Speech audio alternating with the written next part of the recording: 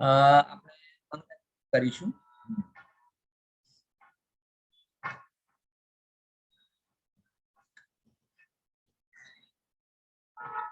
शाद्वाद नए षट द्रव्य गुण पर्याय और प्रमाणिका जड़ कर्म चेतन बंध का कर्म के अवसानिका कह कर स्वरूप यथार्थ जग का जो किया उपकार है उसके लिए जिन वाणी माकू वंदना शतवार है वंदना शतवार है.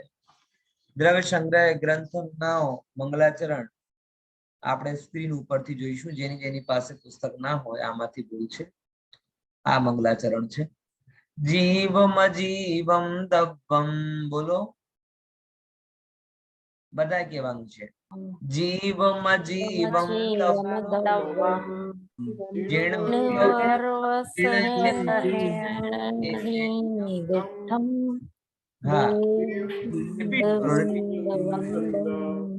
બોલો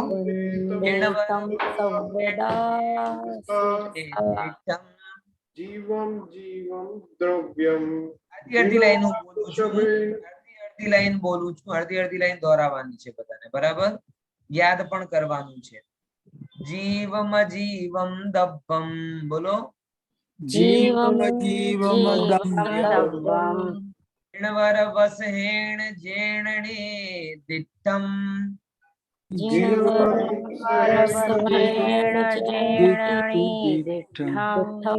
દેવિંદ વિંદ વંદમ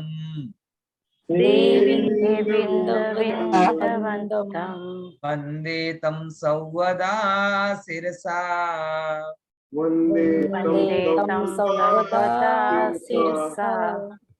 બહુ સરસ. આ આપણું મંગલાચરણ છે. આપણે રોજ આને લઈશું. ઓકે અને આ વખતે આજે તોડીને બોલાવડાવ્યું છે. નેક્સ્ટ ક્લાસમાં આપણે એક સાથે એને કરીશું. ઓકે બહુ સરસ. હવે આજે આપણે તમને જેમ ખબર છે કે દ્રવ્ય સંગ્રહ ગ્રંથ શરૂ કરવાના છે. ઓકે થોડીક માહિતી જેમ આપણી પરંપરા છે કે થોડીક માહિતી ગ્રંથના વિષયમાં, થોડીક માહિતી એના કન્ટેન્ટના વિષયમાં, થોડીક માહિતી એના આચાર્યના વિષયમાં. 3 મુદ્દા ઉપર આપણે ચર્ચા કરીશું. ઓકે બરાબર ખ્યાલમાં આવે છે? કયા 3 મુદ્દા? દ્રવ્ય સંગ્રહ અને એની ઇમ્પોર્ટન્સ, દ્રવ્ય સંગ્રહનો કન્ટેન્ટ અને ત્રીજા નંબર આમ જોવા જઈએ તો એના સૌથી પહેલા આપણે લઈશું આચાર્યનો પરિચય. બરાબર તો સૌથી પહેલા આ દ્રવ્ય સંગ્રહ ગ્રંથના કર્તા કોણ? દ્રવ્ય સંગ્રહ ગ્રંથના કર્તા છે બોલો નેમિચંદ્ર મુનિ. નેમિચંદ્ર સિદ્ધાર્થ ચક્રવર્તી. હવે આ થોડું હું તમને રિસર્ચ મટીરિયલ આપવા નહોતો માંગતો તો પણ હવે તમને વાત કરી છે તો આપી દઉં. રિસર્ચ મટીરિયલ સમજે ને? Research material in the sense કે જનરલી એમ માનવામાં આવે છે કે જે સિદ્ધાંત ચક્રવર્તી નેમિચંદ્રાચાર્ય છે જેની ચર્ચા આપણે કર્મવાળા પાઠમાં કરીએ છીએ એ જ આ ગ્રંથના કર્તા છે. બરાબર? નહીં એમાં ડાઉટ છે. રિસર્ચ લોકો આમાં ડાઉટ કરે છે કેમ કે એ આચાર્ય નેમિચંદ્ર હતા અને એ જે છે પોતે અંતિમ ગાથામાં લખે છે મુનિ નેમિચંદ્ર. એટલે આ કોઈ બીજા નેમિચંદ્ર જે મુનિ છે એમની રચના છે. વોટએવર એમાં બહુ પ્રશ્ન છે. અલગ અલગ લોકોને અલગ અલગ મત છે. હું એમ નથી જતો કે તમે આઉટ ઓફ ટેક્સ્ટ જાઓ. જે તમારી પાસે બુક અવેલેબલ હોય એમાં જે પરિચય લખેલો એ તમે એક્સેપ્ટ કરી શકો છો, ભણી શકો છો. એમાં કઈ એમને વાંધો નથી. પણ એક આવો આસ્પેક્ટ પણ છે જે એમ કહે છે કે આના કરતા આચાર્ય નેમિચંદ્ર નહીં મુનિ નેમિચંદ્ર. અને એવા મુનિ નેમિચંદ્ર કોણ છે? એવું પણ બની શકે કે જે પહેલા મુનિ હતા પછી આચાર્ય થઈ ગયા. પણ એક રતનલાલજી કટારિયાજી છે, એમને બહુ ઘણા બધા નિબંધો લખ્યા છે અને એ નિબંધમાં એમને આવું કન્ક્લુઝન કર્યો છે કે બંનેના કરતા અલગ અલગ છે. બરાબર? એ હું પછી ક્યારે તમને અત્યારે તમને રિસર્ચમાં બહુ લઈને નથી જવા માંગતો, પણ આ સમજો કે બે માન્યતા જ ચાલે છે. એક માન્યતા મુજબ એમ છે કે એ જે ગોમટ સારના કરતા છે એ જ આ દ્રવ્ય સંગ્રહના કરતા છે. અને બીજી માન્યતા એમ છે જેમ કહે છે કે ગોમટ સારના કરતા અલગ છે અને આ દ્રવ્ય સંગ્રહના કરતા અલગ છે. ઓકે, આટલું સમજી લો. બહુ પરિચય હું તમને નહીં આપીશ. હવે થોડીક ચર્ચા કરીએ કે દ્રવ્ય સંગ્રહ કેમ આ નામ એનો પડ્યો. બરાબર, મેઘાબેન બેસતા હતા પ્રતીકભાઈ કક્ષામાં, એમને કહેજો કે દ્રવ્ય સંગ્રહ શરૂ થયો છે. ત્યાં પાઠશાલામાં અટક્યો તો અહીંયા પૂરો થઈ જશે.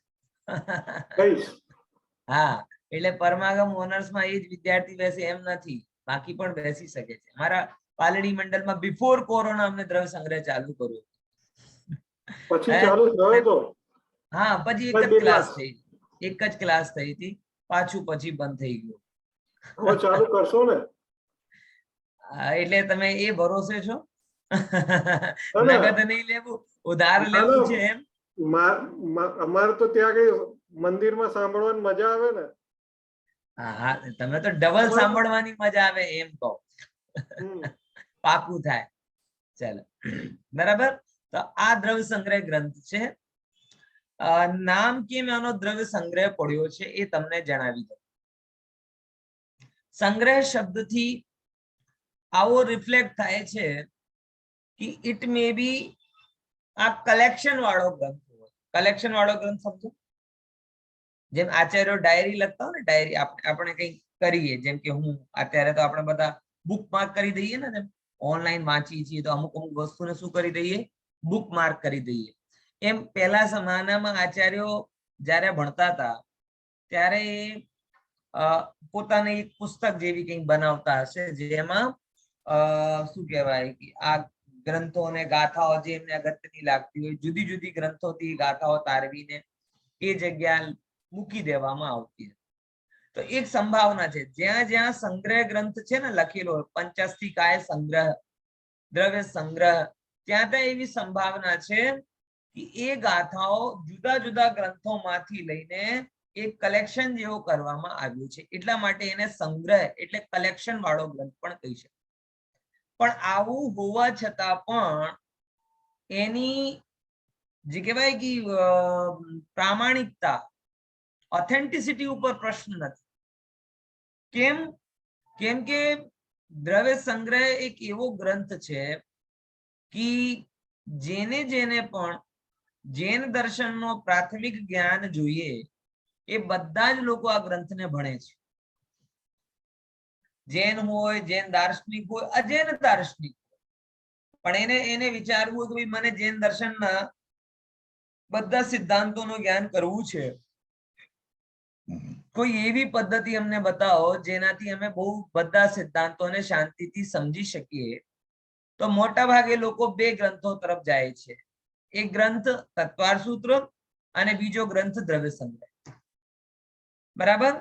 અને એટલા માટે કોઈ પણ સિલેબસ હોય, કોઈ પણ યુનિવર્સિટીમાં કે પ્રાઇવેટ, જૈન ધર્મના નામે જ્યારે પણ ભણાવવામાં આવશે ત્યારે ફરજિયાત દ્રવ્ય સંગ્રહ ગ્રંથ એ સિલેબસમાં રહેશે અને રહેશે જ. ખ્યાલમાં આવી ગયો?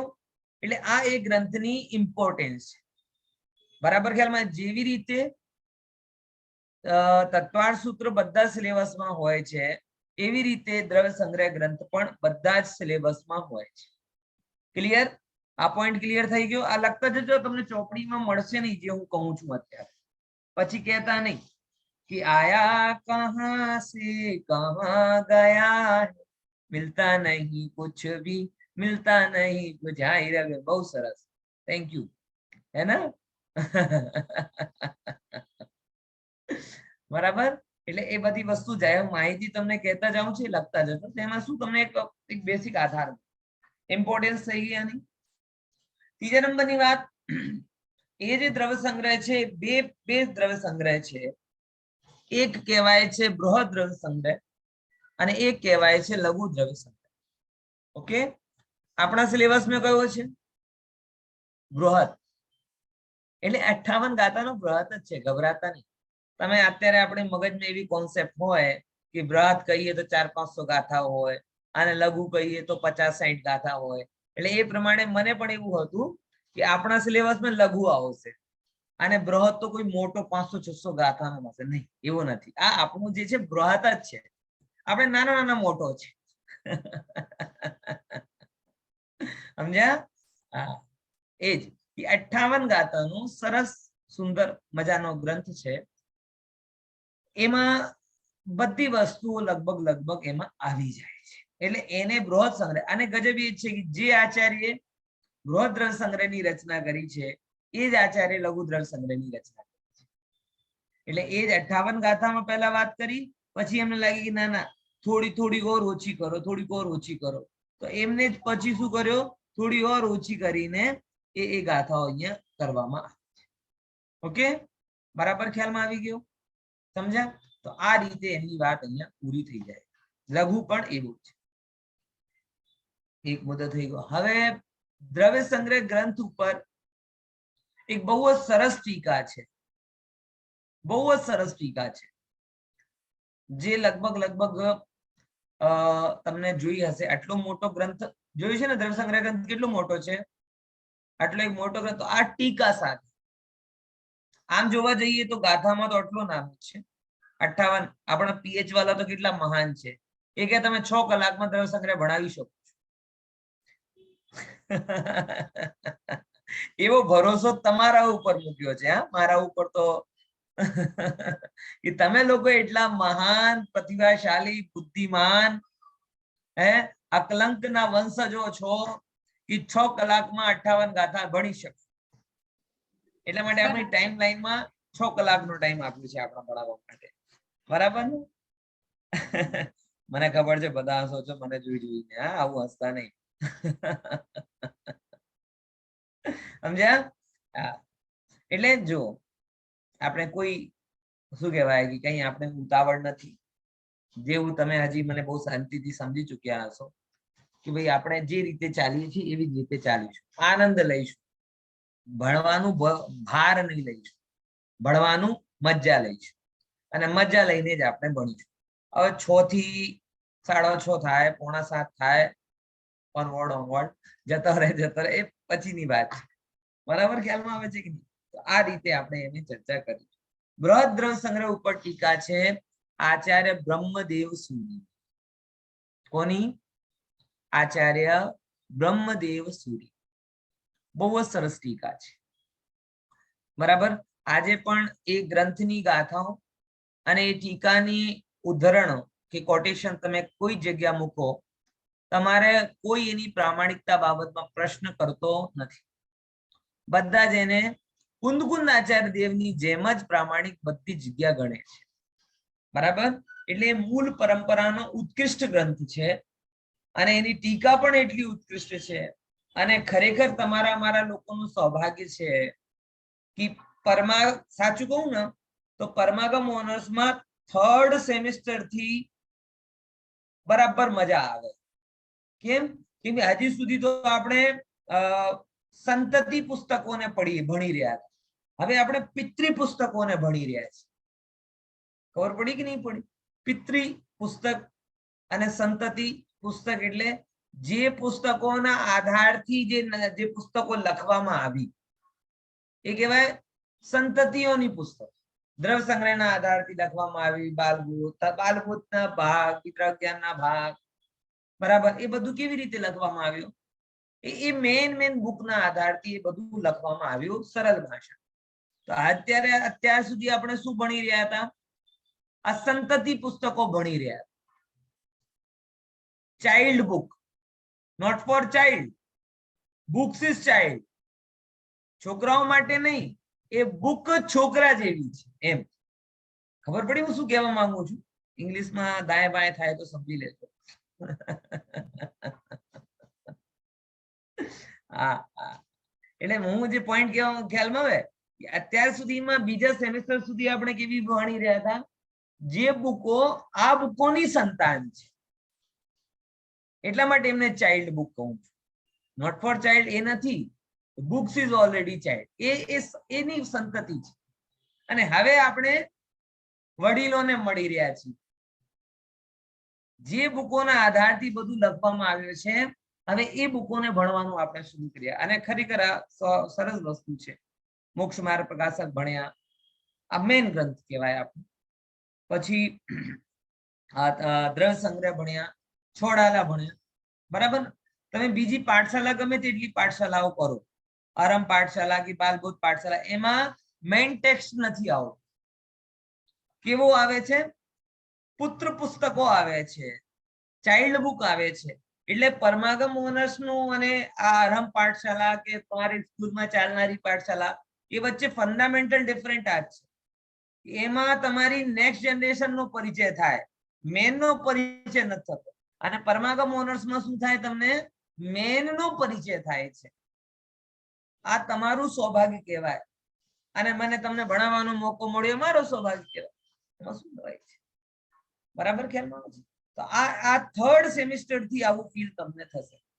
તો જે લોકોને આમ લાગતું હોય કે અમે તો આ પાઠશાલા ભણી છે અમને સ્કૂલમાં, અને એની એ જ વસ્તુ પરમાગમમાં આવે, તો ભણતો ભાઈ એ લોકોને કહેવાનું કે આ માટે તમને ઓનલી 2 સેમિસ્ટર છે. બાકીના 8 સેમિસ્ટર શા માટે છે? મેઇન ટેક્સ્ટ માટે. ખબર પડે છે કે નહીં? જે તમે પાઠશાલામાં ભણ્યા છો એ માટે કેટલા સેમિસ્ટર છે? 2. અને આ જે નેક્સ્ટ 3rd થી લઈને જે આગળ ચલે ને, ત્યાં શું છે? મેઇન ટેક્સ્ટ માટે છે. બરાબર. તો મૂળ બુકોને તમારું ભણવાનું અહીંથી શરૂ થાય છે. એટલા માટે આની ઇમ્પોર્ટન્સ છે. ઓકે, ચલો. તો આ મુદ્દો થઈ ગયો. ટીકા ઉપર આપણે ચર્ચા કરી. દ્રવ્ય સંગ્રહના ઘણી સરસ ટીકા છે. હવે એના થોડા કન્ટેન્ટ ઉપર આપણે આવીએ કે દ્રવ્ય સંગ્રહની આટલી ઇમ્પોર્ટન્સ કેમ છે. એના માટે આપણે થોડુંક બુકમાં જઈશું. આ જો તમને આ અહીંયા દેખાય છે ને બધાને, તો જેની પાસે બુક્સ હોય જોઈ લે, નહીં તો આમાં સ્ક્રીનમાં તો ચાલે છે. તો ઇન્ટ્રોડક્શન, આ ચિત્ર બહુ સરસ છે. આ પાછળ જે તમને દેખાય છે શું છે? એનીવન? દ્રવ્ય સંગ્રહની પાછળ જે આઇકન જેવો બન્યો છે એ શું છે? કોણ કહે છે? ઓમ ને પછી સિદ્ધશિલા. આ જે આમ દેખાય છે ઓમ છે. આમ જ હોય ને આમ તો જૈન ઓમ. હા, એ પણ ઓમ છે. એ બહુ સારું પ્રીતિબેને કર્યો. મને લાગે કદાચ કોઈને ખબર નહીં હશે, પણ બહુ સારું. આ પણ ઓમ છે. જે તમને દેખાય છે ને, હવે દેખાય છે બ્લુ દેખાય છે તમને બુકમાં? તમારી પાસે ટેક્સ્ટ બુક છે એમાં પણ છે, નહીં તો આમાં દેખાય છે. મને સહેજ યાદ આવ્યું. આ જે સહેજ બ્લુ ના નીચે જે વોટર માર્ક જેવો દેખાય ને, એ પણ ઓમ છે. એટલે આ જુદી રીતે જૂની દેવનાગરી લિપિમાં આવી રીતે ઓમ લખવામાં આવતું. એટલે ક્યાંય કોઈક જગ્યાએ આવી રીતે જો તો તમને આવું આશ્ચર્ય નહીં કરતા કે આ કયો નવો આવી ગયો, ચાઇનીઝ લિપિનો ચિહ્ન આવી ગયો કે જેપેનીઝ લિપિનો આવી ગયો. નહીં, આ ઓમ જ છે. જૂનો પણ અજાણીતો. આપણે શું હોય? લગભગ જૂનો ને જાણીતો હોય. આ કેવો છે? જૂનો છે પણ કેવો છે? અજાણી. હવે ટ્રાય કરજો આવી રીતે લખવાનું ઓમ. જે આમ બન્યો છે ને આમ, આવી રીતે લખવાનો ટ્રાય કરજો.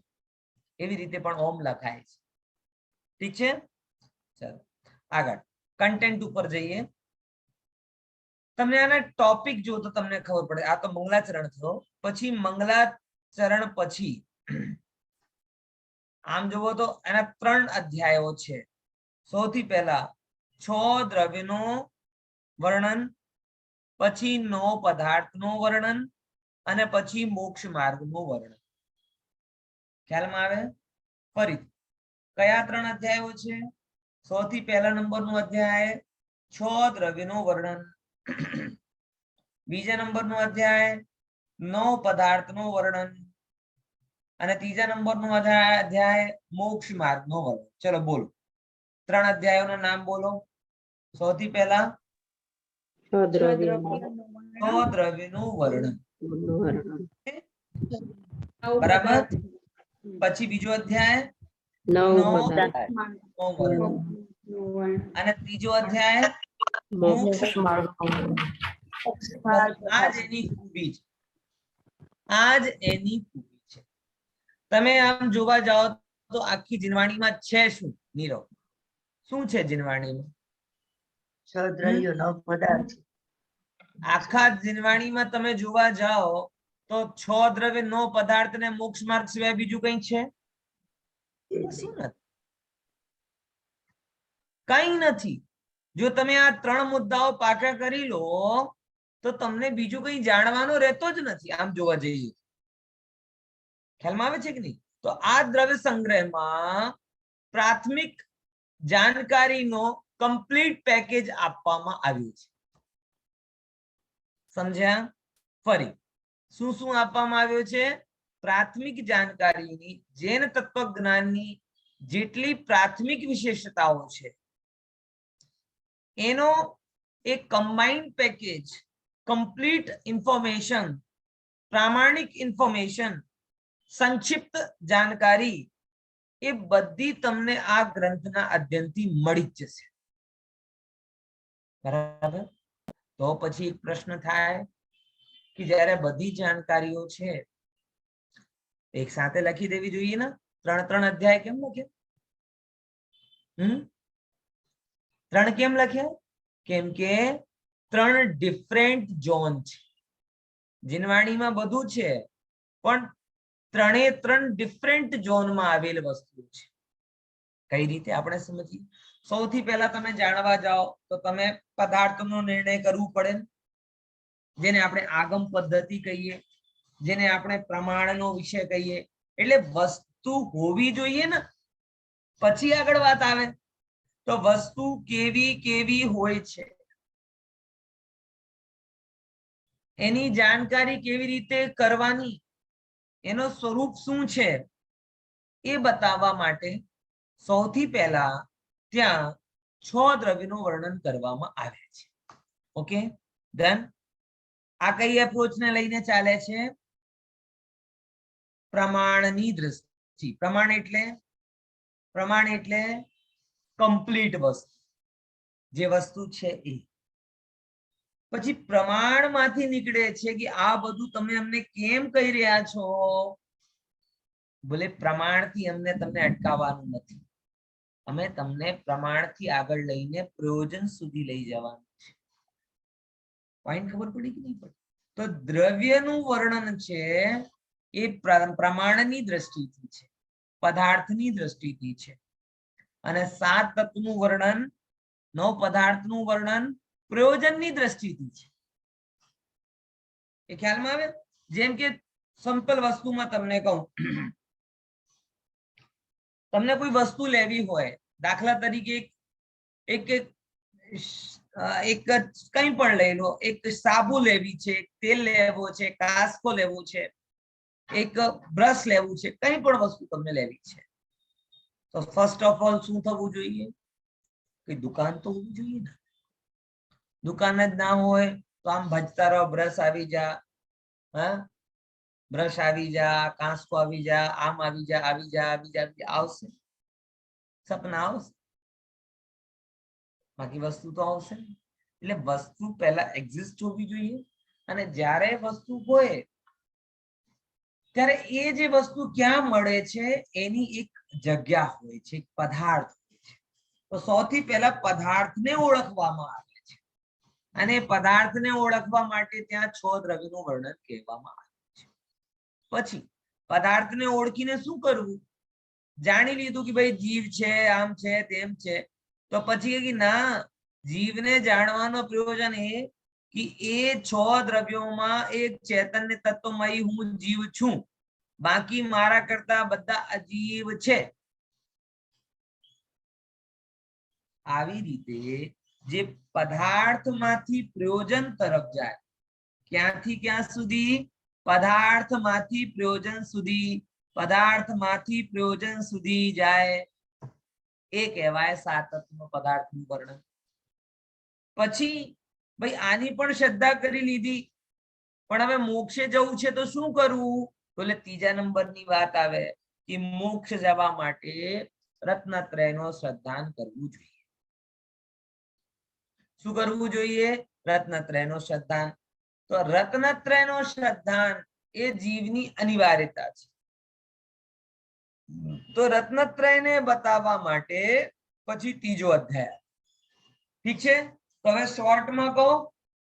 પહેલા 6 દ્રવ્યના આધારથી આચાર્ય ભગવાન શું કરાવવા માંગે છે? પદાર્થ કેવો છે? શું કરાવવા માંગે છે? પદાર્થ કેવો છે, એને ઓળખવું કેવી રીતે, એને બાયફર્કેટ કેવી રીતે કરવું. તો પદાર્થ કેવો છે આ નિર્ણય શેના માધ્યમથી કરવામાં આવે? 6 દ્રવ્યના માધ્યમથી.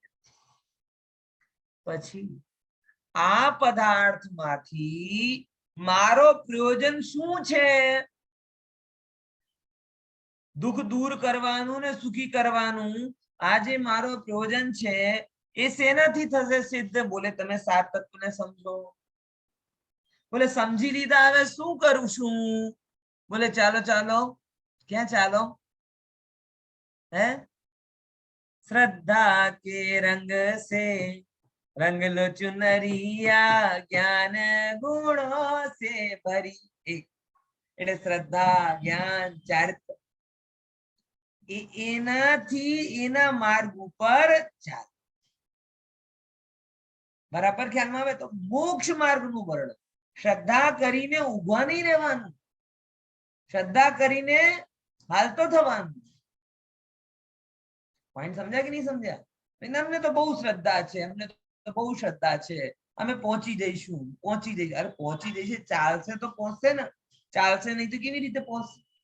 બોલે અમને ગૂગલ મેપમાં બધું જ જોઈ લીધું છે પંડિતજી, બસ હવે પહોંચી જઈશું. અરે ભાઈ, ગૂગલ મેપ તને આમ લિફ્ટ થોડી કરાવશે. ગૂગલ મેપ તને તારી ડેસ્ટિનેશન ગિફ્ટ થોડી કરશે.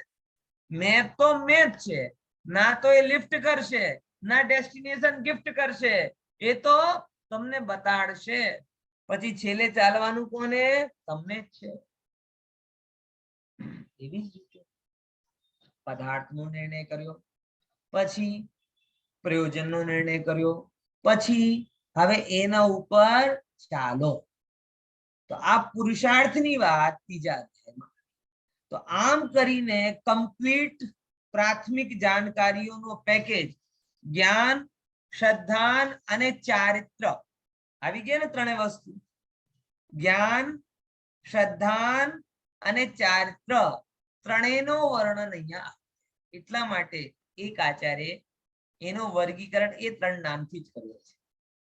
સમ્યક જ્ઞાન અધિકાર, સમ્યક દર્શનાધિકાર અને then થર્ડ વન ઇઝ સમ્યક ચારિત્રાધિકાર. સમજ આવે? તો રત્નત્રયનો વર્ણ, એકમાં જ્ઞાન, બીજામાં શ્રદ્ધાન અને ત્રીજામાં ત્રણેયને મળીને જે મોક્ષ માર્ગ થાય. એટલે વ્યવહારિક રૂપથી મોક્ષ માર્ગ કોને કહેવાય એ વાત અહીંયા કહેવામાં આવી છે. ક્લિયર? પાકું પાકું? હવે પાકું ને? કેટલા મુદ્દા કીધા મેં? ચલો ભાઈ જરા બોલો, જરા ફટાકથી. અત્યાર સુધીમાં શું શું કહી દીધું? કેમ કે હવે મેન કન્ટેન્ટ ઉપર આપણે જવાનું છે. બોલો. સૌથી પહેલા એક તો બૃહદ દ્રવ્ય સંગ્રહ આપણા કોર્સમાં છે, જેમાં 58 ગાથા છે. બહુ સરસ. પછી આની ટીકા પણ છે, જે આચાર્ય બ્રહ્મસુરીજીએ લખી છે. પછી આમાં આપણે 3 પાઠ છે. એક તો 6 દ્રવ્ય વર્ણન, જેમાં આપણે શોર્ટમાં કરવાનું, મુદ્દા ટચ કરવાનું. દ્રવ્ય સંગ્રહ નામ કેમ પડ્યું? કેમ કે આમાં 6 પદાર્થનું 9 પદાર્થનું વર્ણન છે. બરાબર. દ્રવ્ય સંગ્રહના કરતા કોણ? નેમિચંદ્ર સિદ્ધાંતિ. સિદ્ધાંત ચક્રવર્તી કહી શકાય, નહીં તો નોર્મલ મુનિ નેમિચંદ્ર એમના કરતા. બરાબર? મુનિ નેમિચંદ્ર એના. દ્રવ્ય સંગ્રહની ઇમ્પોર્ટન્સ શું છે? આ બેઝિક છે. તમારે આ બેઝિક તમારા મોક્ષ માર્ગમાં જે મેઇન પ્રયોજન જાણવું હોય એના માટે બેઝિક નોલેજ આનામાંથી મળી જશે. બધી જાતનો બેસિક નોલેજ અમારે સિલેબસમાં છે કે નથી? છે ને? નહીં હોત તો નથી ભણત ને. સરસ સરસ, બહુ સરસ. બરાબર. ચલો, અમે લોકો પણ ફર્સ્ટ યર એટલે 11th માં ભણ્યા દ્રવ્ય સંગ્રહ, પછી જઈને સેકન્ડ યર માં ભણ્યા. 2 વર્ષ અમે લોકોને ભણી છે. 11th માં ગાથા અને એટલે સેકન્ડ યર માં ટીકા. આવી રીતે અમારા સિલેબસમાં 2 વાર આ દ્રવ્ય સંગ્રહ ગ્રંથ આવે છે. ચલો, હવે આપણે ગ્રંથની ગાડીને આગળ વધારી અને પહેલા નંબર જે મંગલાચરણ કર્યો હતો એ મંગલાચરણ ફરીથી તમે કરો. હા, 1 સેકન્ડ. હા, તેજસ્વી બોલો, પ્રશ્ન શું છે? વિરચિત ને રચિતમાં શું ફરક? વિશેષ રૂપેણ રચિત હોય એટલે બી પ્રિફિક્સ છે. There is no difference. બહુ લાંબો ડિફરન્સ નથી. રચિત એટલે રચના, બી એટલે વિશેષ રચના. જે સિસ્ટમેટિક રચના કરવામાં આવે એને વિરચિત કહેવામાં આવે. પ્રિફિક્સ છે. હા, ચલો. વિશાલીબેન કોઈ પ્રશ્ન છે? નથી. બહુ સારું. ચલો, ગાથા વાંચીએ બધા લોકો.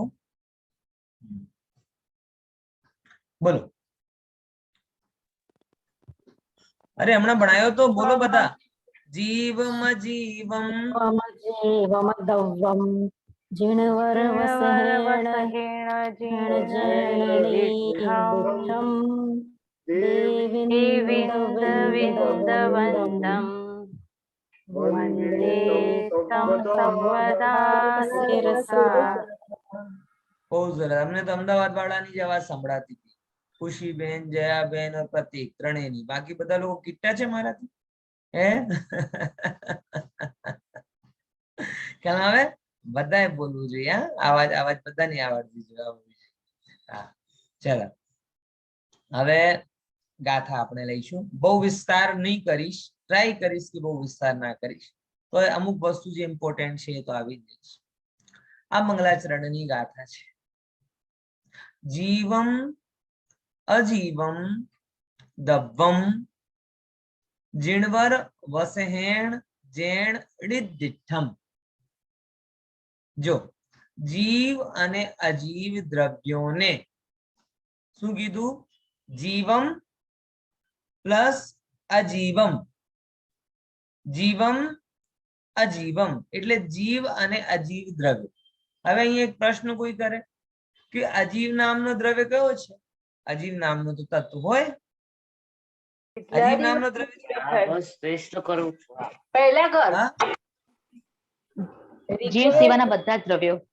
બહુ સરસ. જીવ સિવાયના બધા જ દ્રવ્યોને જો એક શબ્દમાં કહેવા હોય તો કયા શબ્દથી કહેવાય? અજીવ દ્રવ્ય. પૂતગલ કહીશું તો ઓનલી પૂતગલ આવશે. ધર્મ કહીશું તો એ આવશે. પણ અજીવ દ્રવ્ય કહી દઈશું તો જીવ સિવાયના બાકી જે કોઈ પણ છે એ બધા જ આવી જશે. એટલા માટે જીવ દ્રવ્ય અને અજીવ દ્રવ્ય. જીવમ અજીવમ, ઠીક છે. દવ્વમ એટલે દ્રવ્ય. જીનવર વસહેણ જેણ ડિદ્ધિઠ્ઠમ. જીણવર. જીણ કોને કહેવાય ખબર છે? જીન કહેવાય છે મુનિરાજો. અને જીનવર કોને કહેવાય? કે જે એ મુનિરાજોમાં શ્રેષ્ઠ છે. જીનવર એટલે મુનિરાજોમાં શ્રેષ્ઠ. એવા વૃષભ એટલે વૃષભને પણ શ્રેષ્ઠ કહી શકાય અને આદિનાથ ભગવાન પણ એનો અર્થ કહી શકાય. 2 અર્થ નહીં. વૃષભ શબ્દના 2 અર્થ છે. એક તો જે જીનવરોમાં શ્રેષ્ઠ છે એવો, અને એવા આદિનાથ ભગવાન જે શ્રેષ્ઠ જીન છે એવા. 2 અર્થ નીકળી શકે. વૃષભનો અર્થ અગર આદિનાથ કરો તો આદિનાથ ભગવાન પણ નીકળી શકે, અને વૃષભનો અર્થ શ્રેષ્ઠ કહો તો તીર્થંકર ભગવાન પણ એનો અર્થ નીકળી શકે. તો જીનવર વૃષભેણ, જીનવર વૃષભ વડે, બરાબર. જેના વડે નિર્દિષ્ટમ. નિર્દિષ્ટમ એટલે બતાવવામાં આવ્યા છે. ઉપરની લાઈનનો કમ્પ્લીટ અર્થ કરું. જેન જીનવર વસહેણ જીવમ અજીવમ દવ્વમ નિર્દિષ્ટમ. जिन जिनेन्द्र विषव के द्वारा जीव अजीवादि द्रव्यों का वर्णन किया है। खबर पड़ी गई? अमने क्या खबर હતી कि 6 દ્રવ્યો હોય છે? બોલો, તમને ધર્મ અધર્મ કાળ આજે જો સર્વજ્ઞ ભગવાનનો જ્ઞાન આપની પાસે ના હોય તો તમે કેટલા દ્રવ્યોને ઓળખી શકો છો? બોલો. હે હિરણબેન, હે નીરવ, કોને કોને ઓળખી શકો? હિતેનભાઈ, તમારી અગર જીનવાણી ને જીનેન્દ્ર ભગવાનનો સાથ આપણી પાસે ના હોય તો આપણે એક ઇન્દ્રિય થઈ જઈશું. એક ઇન્દ્રિય થઈ જઈશું એટલે એકમાત્ર પૂતગલ દ્રવ્યને જ આપણે ઓળખીશું. જેમ કે અત્યારે સાયન્સ, સાયન્સ કેવી વાત કરે કે એક દ્રવ્ય દેખાય તો એ જ પૂતગલ મેટર, એ જ સોલિડ હોય, એ જ લિક્વિડ હોય, એ જ ગેસ હોય, બધી દશામાં કોણ હોય? એ જ પૂતગલ હોય. બાકી એ પૂતગલને જાણનારો એક જીવ દ્રવ્ય છે, આવાગમનમાં સહયોગ કરનારા ધર્મ ધર્મ દ્રવ્ય છે, અવગાહન અને પરિવર્તનમાં સહયોગ કરનારા આકાશ અને કાલ દ્રવ્ય છે. વગેરે જીનેન્દ્ર ભગવાનના જ્ઞાનને કયો એવો માહિતીનો લાલ છે જો એમ કહી શકીએ અમે એની ઓળખાણ છે? તમને ઉપકાર થવું જોઈએ પરમાત્માનો અને જીનવાણીનો કે આપણે એક ઇન્દ્રિયની જેમ ફરતા હોત તો જીનવાણીની સાથ ના મળ્યો હોત. આજે જે આપણે આત્મા છે આવી વાત પણ કરીએ છીએ ને તેના માટે આંખ કાન નાકનો બલ નથી, જીનવાણીનો બલ છે. રાઈટ કે નો? આત્મા છું ભલે શબ્દોમાં કહીએ છીએ પણ એ માટે આભારી કોણ? તમારી આંખને ક્યારે આત્મા જોઈ નથી, કાનને ક્યારે આત્મા સાંભળ્યા નથી, બરાબર? જીવા ચાખી શકતી નથી, નાક સૂંઘી શકતો નથી, આત્માને કોણ જાણે? તોય આપણે સીના ઠોકીને કહીએ છીએ કે નહીં આત્મા હોય છે. કોના બલ? જીનેન્દ્ર ભગવાનના બલ. બરાબર? એટલા માટે આભાર વ્યક્ત કરવા માટે પણ જીનેન્દ્ર દર્શન કરો, આભાર વ્યક્ત કરવા માટે પણ જીનવાણી સાંભળો. કેમ કે જો તમે જીનવાણીને સાંભળશો નહીં તો તમે કૃતજ્ઞ કહેલાશો. ભાઈ કૃતજ્ઞ સમજો છો ને? જગતમાં મોટામાં મોટો પાપી હોય જે ઉપકાર કરનારને ભૂલી જાય. ઉપકાર કરનારને ભૂલી જાય કોણ હોય છે? મોટામાં મોટો પાપી હોય છે. પણ અત્યારે લોકો એવી વાતો કરે કે ભાઈ અમે રોજ રોજ મંદિર જવાનો ટાઈમ નથી મળતો તો રોજ મંદિર નહીં જઈએ, સન્ડે કે સન્ડે રેગ્યુલર મંદિર જાતે. ઓહો, રેગ્યુલર અને પાછું સન્ડે ના સન્ડે, આ કેવી રીતે બને બાત? હે બરાબર? એટલે દર્શન કરવા જાઓ, હે પૂજન કરો, સ્વાધ્યાય કરો, એનાથી લાભ થશે થશે પણ એક તમારો ઉપકારનો પ્રત્યુપકાર થઈ શકશે. એટલે કૃતજ્ઞતાની ભાવના સાથે પણ જીન મંદિર, જીન પૂજન અને સ્વાધ્યાય કરવું જ જોઈએ. જે લોકો હજી આ વસ્તુને ટેકન ફોર ગ્રાન્ટેડ લઈ રહ્યા છે એ લોકોએ બહુ વિચારવાની જરૂર છે. ગમે તેવી વ્યસ્તતા હોય તમને એ વસ્તુ, બે વસ્તુ માટે સમય કાઢવું જ જોઈએ. અને કોરોનાની જે તમને આમ શું કહેવાય જે મળી છે ને બેસાખી ઘોડી, આમ વ્હીલચેર, ઓનલાઈન તો બધું થઈ જાય ને શું જરૂર છે?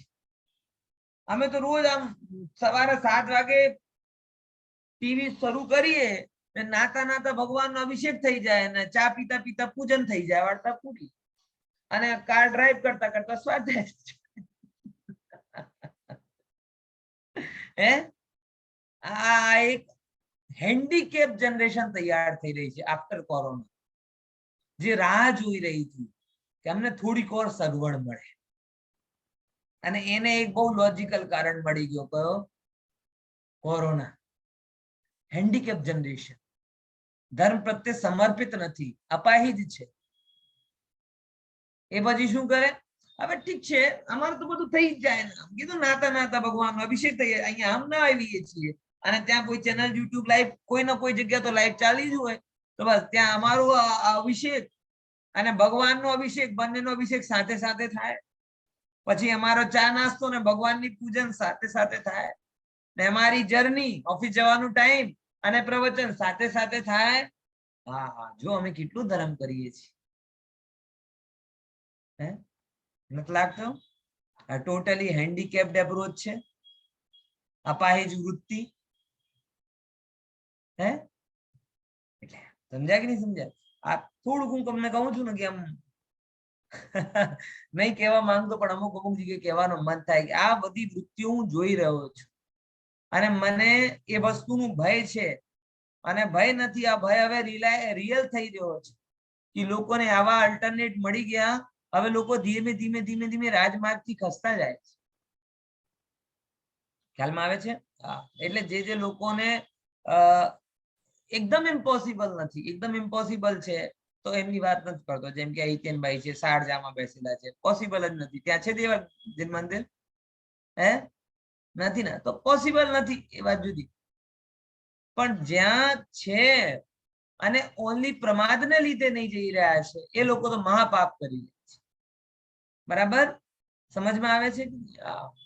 તો જીણવર વસહેણ જેણ નિર્દિઠમ, કે ધન્ય છે પરમાત્મા, ધન્ય છે.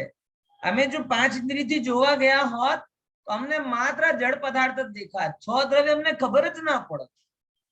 અને પરમાત્મા અને એમની વાણીનો સાનિધ્ય અમને મળ્યો તો અમારી આંખો ખુલી. અમને ખબર પડી કે જગતમાં એક દ્રવ્ય નથી, 6 દ્રવ્ય છે. અને એ બધું કોનો ઉપકાર? પરમાત્મા. જીણવર વસહેણ જેણ નિર્દિઠમ, જેને વડે બતાવ્યું છે. પછી એ કેવા છે પરમાત્મા? દેવિંદ વિંદ બંધમ. દેવેન્દ્ર એટલે દેવ, અને દેવોમાં પણ ઇન્દ્ર એટલે પ્રમુખ. દેવોના પણ પ્રમુખ દેવેન્દ્ર, બરાબર, એટલે કેવાય ઇન્દ્ર. બરાબર. પછી દેવિંદ વિંદ એટલે ઇન્દ્ર નહીં, ઇન્દ્રોનો સમૂહ. વંદમ, જેમને વંદના કરે છે. બરાબર. ફરીથી અહીંયા જો, દેવિંદ એટલે દેવેન્દ્ર યાની ઇન્દ્ર, વિંદ એટલે વૃંદ એટલે સમૂહ, વંદ એટલે વંદની. જે જિનેન્દ્ર ભગવાન દેવોના સમૂહ વડે પણ વંદનીય છે. દેવોનો સમૂહ પ્રોપર અર્થ નહીં, દેવોનો સમૂહ નહીં, દેવેન્દ્રોનો સમૂહ. એટલે એમ સમજો કે કોઈ રાજા પાસે એક રાજ્યનો રાજ પ્રમુખ આવે, બરાબર. જેમ કે એક ખુશ ફહેમી હું પાલી લઉં કે મારી સામે નરેન્દ્ર મોદી આવી ગયો અને કહે કે બહુ સરસ, તમે પંડિતજી બહુ સરસ ભણાવો છો. બરાબર. અને પછી જયારે મનના લડ્ડુ જ ખાવા છે તો પછી ઓછા કેમ ખાઈએ? આપણે એટલા મોટા થઈ ગયા, એટલા મોટા થઈ ગયા કે મોદી નહીં આવે, પછી આ બાજુ બાઇડન બેઠેલો હોય, આ બાજુ પુતિન બેસેલો હોય, પેલી બાજુ બોરિસ બેસેલો હોય. એટલે દેવેન્દ્ર વૃંદ વંદમ. હવે ખબર પડી ને વંદ વંદમ નો મતલબ શું છે? એક પ્રમુખ નહીં આવે, પ્રમુખોનો સમૂહ આવે એમ. બરાબર. 2 મિનિટ पहली घटनाથી મારો કોઈ સંબંધ નથી. कहानी में रोचकता डालने के लिए सिर्फ इनका प्रयोग किया गया. આમ આવે ને કોઈ હિસ્ટોરિકલ મૂવી બતાવે ને ત્યારે આ પોઈન્ટ કરે કે આનો યથાર્થમાં કોઈ સંબંધ નથી, પણ રોચકતા માટે આ બધું વ્યક્ત કરે છે. બરાબર. એટલે તમને ખબર પડે કે દેવેન્દ્ર વૃંદનો મતલબ શું હોય. એટલે એક પ્રમુખ નહીં, એક જેવા ઘણા પ્રમુખ. બરાબર. એક પ્રમુખ નહીં, એક જેવા ઘણા પ્રમુખો. દેવેન્દ્ર વંદ વંદમ, એવા દેવેન્દ્રોના સમૂહ વડે જે વંદનીય છે. ગુરુદેવનું મંગલાચરણ માંગલિક જ્યારે જ્યારે આવે ત્યારે એક લાઈન આવે છે, સમો શરણમાં 100 ઇન્દ્રોની હાજરી. આવે છે ને? ચલો બતાવો મને કયા 100 ઇન્દ્ર છે. આપણે તો વ્યાખ્યાનમાં કે પંચ કલ્યાણકમાં 16 ઇન્દ્ર સાંભળ્યા છે. 100 ક્યાંથી થઈ ગયા? કોણ કહે છે? કોઈ મને બુકમાં લખેલું જ છે. બહુ સરસ, બહુ સરસ. બુકમાં લખેલું છે, ચલો બુકમાં વાંચીને કહો. મને 100% ભવનવાસી ભરોસો છે કે 100 ઇન્દ્રોના નામ કોઈને કંઠસ્થ નહીં હોય તો મને બહુ જ આનંદ થશે. હા, પણ જેને આ શોધી લીધું છે કે ના, એટલે એ ભણીને આવ્યા છે, એટલા માટે તો પણ સારી વાત છે. આમ શું કહેવાય, લગનમાં આવ્યા હોય એવા નથી કે ચલો ચલો પંડિતજી સરસ ભણાવે છે, આપણે જઈશું, ખાઈ પીશું ને પાછા આવીશું. થોડી તૈયારી કરીને આવ્યા છે, એ પણ સારી વાત છે. બરાબર, ચલો 100 ઇન્દ્રોના નામ બોલો. વૈશાલીબેન બોલો છો ને? હા, બોલો. એક ગાથા છે, ચલો પહેલા તમે બોલો, પછી આપણે ગાથા કહીશું. ભવનવાસી દેવના 40, વ્યંતર દેવના 32, કલ્પવાસી દેવના 24, જ્યોતિષી દેવના 1, ચંદ્રમા અને 1 સૂર્ય, મનુષ્યના 1, ચક્રવર્તી અને તિર્યંશનો 1, સિંહ એ પ્રકારનો 100 ઇન્દ્રો છે. બરાબર, બહુ સરસ. બધાને ખબર પડી ગઈ? જો ફરીથી, ભવણાલય 40, ભવનવાસીઓના 40. બરાબર, જો તમને આ ગાથા જ બતાવી દઉં, તમને જેમ આગળ રેફર માટે સારું રહે. અહીંયા આવે છે, ક્યાં ગઈ, કયો છે? વૈશાલી પાનો નંબર ક્યાં છે? અચ્છા, નીચે લખેલો છે ને. એક ગાથા છે એકચ્યુઅલમાં. ભવણાલય 40, વિંતર દેવાણ હોંતી 32, કપ્પામર 24, ચંદો સુરોણ રો તિર્યો. આવી ગાથા છે. બરાબર, એનો અનુવાદ અહીંયા કરે છે. ભવનવાસી દેવોના 40 પ્રકાર. બરાબર, એટલે 100 ઇન્દ્રોમાંથી 40 ઇન્દ્ર કોના હોય? ભવનવાસીઓના હોય. ભવનવાસી વળી પાછી કે કેવા કેવા હોય? ભવનવાસીનો અસુર કુમાર, વાત કુમાર, જુદા જુદા હોય છે. બરાબર, એવા 40 ઇન્દ્રો કોના છે? ભવનવાસી. બરાબર, પછી બિંતર દેવાણ હોંતી 32. બરાબર, વ્યંતરવાસીઓના 32. ઠીક છે, 10 प्रकार का भवनवासियों, એના ઇન્દ્ર અને ઉપેન્દ્ર અને 20 અને એ બે જોડા, આમ કરીને ત્યાંના 40 થઈ ગયા. વ્યંતર દેવાઓના હોય છે 8 ભેદ, તો 8 ભેદોમાં ઇન્દ્ર અને ઉપેન્દ્ર અને એના જોડા કરીને 32 થઈ ગયા. તો ટોટલ કેટલા થયા? 40 + 32 = 72. પછી ભવણાલય 40, બિંતર દેવાણ હોંતી 32, કપ્પામર 24, કલ્પવાસી. કલ્પવાસી એટલે કયા ક્યાં? હે, કલ્પવાસી એટલે સોધર્મિન્દ્રાદિ કહો છો ને, એ સોધર્મિન્દ્રાદિ. એમાં એ છે કે સ્વર્ગ છે 16 અને ઇન્દ્ર છે 12. કેમ કે એક જગ્યાનો વચ્ચેના 4 સ્વર્ગોનો બે સ્વર્ગોનો ડિપાર્ટમેન્ટ એક પાસે, એટલા માટે 12 દુની 24. એવી રીતે તો 24 કોના થયા? કલ્પવાસીઓના. કેટલા થયા ટોટલ? હે, 72 + 24 = 96. બહુ સરસ. હવે રહ્યા 4 માઇનોરિટી વાળા. હે, માઇનોરિટીમાં કોણ કોણ આવે? જ્યોતિષના દેવોનો 1 એટલે ચંદ્રમા, અને એનો પ્રતિન્દ્ર કહેવાય સૂર્ય. જો જૈન ધર્મમાં ચંદ્રમાને ઇન્દ્ર કહેવામાં આવ્યો છે અને સૂર્યને પ્રતિન્દ્ર કહેવામાં આવ્યું છે. બરાબર, સમજાય કે ને? તો ચંદ્રમા અને સૂર્ય. પછી મનુષ્યોમાં એક ઇન્દ્ર છે. કોણ? હે, મુકેશ અંબાણી નહીં, એલોન મસ્ક એ પણ નહીં, બિલ ગેટ્સ નહીં, તો કોણ છે? ચક્રવર્તી. ચક્રવર્તી એક ઇન્દ્ર છે. અને પછી ત્રિયંચોમાં કોણ છે? સિંહ. સિંહ, ગુજરાત વાળો ગીરનો સિંહ નહીં, કેસરી સિંહ. બરાબર, એટલે અહીંયા તમે ગીરમાં જાઓ તો તમને અહીંયાના ઇન્દ્રો તો તમને આમ ગલીઓમાં રખડતા મળે. ઇન્દ્ર નથી હોતો, એટલું સમજી લો. બરાબર, આવી રીતે 100 ઇન્દ્ર હોય છે. બરાબર, તો એવા 100 ઇન્દ્રોથી જિનેન્દ્ર ભગવાન સમોસરણમાં પૂજનીય હોય છે. એટલા માટે મેં કીધું દેવેન્દ્ર વૃંદ એટલે એક પ્રધાન નથી આવતો. બધી જાતના પ્રધાન આવીને બેસે છે અને જેની સામે બધા દેશોના પ્રમુખ આવીને બેસે એ કેટલો મહાન હશે એ વાત તમને યાદ આવી જોઈએ. અને એમની મહાનતા એમની વાણીથી છે અને એ વાણી કેટલી મહાન છે એટલા માટે જીનવાણી મહાન થઈ. અને એવી મહાનતાનો બીજ મારા અંદરમાં પડેલ છે એટલા માટે હું પણ ઓછો મહાન નથી. એવી મહાનતા પ્રગટ કરનારો કારણ કોણ? અંદરનો ચૈતન્ય પ્રભુ. એ જ મહાવીર સ્વામી જયારે સિંહની પર્યાયમાં હતા ક્યાં હતું એમની પાસે? કઈ નો. અને એ જ જયારે મહાવીર બની ગયા તો શેના આધારથી બન્યા? આ અંદરની પ્રભુતાના માટે. તો દેવિંદ વૃંદ વંદમ વંદે તમ સૌવદા શિરસા. એવા હું જિનેન્દ્ર ભગવાનને શિરસા એટલે માથાને વડે, સૌવદા એટલે માથે સર્વથા એમની હું વંદના કરું. ખ્યાલમાં આવે છે? બરાબર સમજ્યા કે નહીં સમજ્યા? ફરીથી એકવાર અર્થ લઈ લઈએ અહીંયાથી.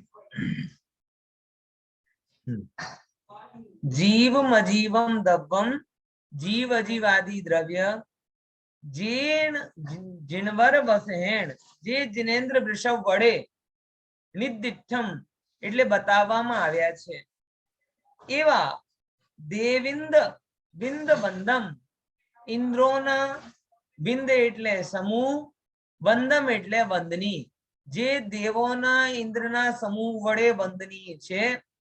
વંદે તમ એવા જિનેન્દ્રને હું સૌવદા શિરસા એટલે માથા પૂર્વક નમસ્કાર કરું છું. માથાથી નમસ્કાર કરવાનો મતલબ શું હોય તમને ખબર છે? એનો મેન મતલબ એ હોય છે કે આપણા શરીરમાં સૌથી ઉત્તમ અંગ કયો છે? માથો છે ને. અને કોઈની સામે માથો નમાવવું એટલે એને પોતાનો જીવનનો સર્વોચ્ચ સમજવું, જેમની આજ્ઞાનું પ્રમાણ કરવું. આ નેતાગીરી વાળો બંધન નથી.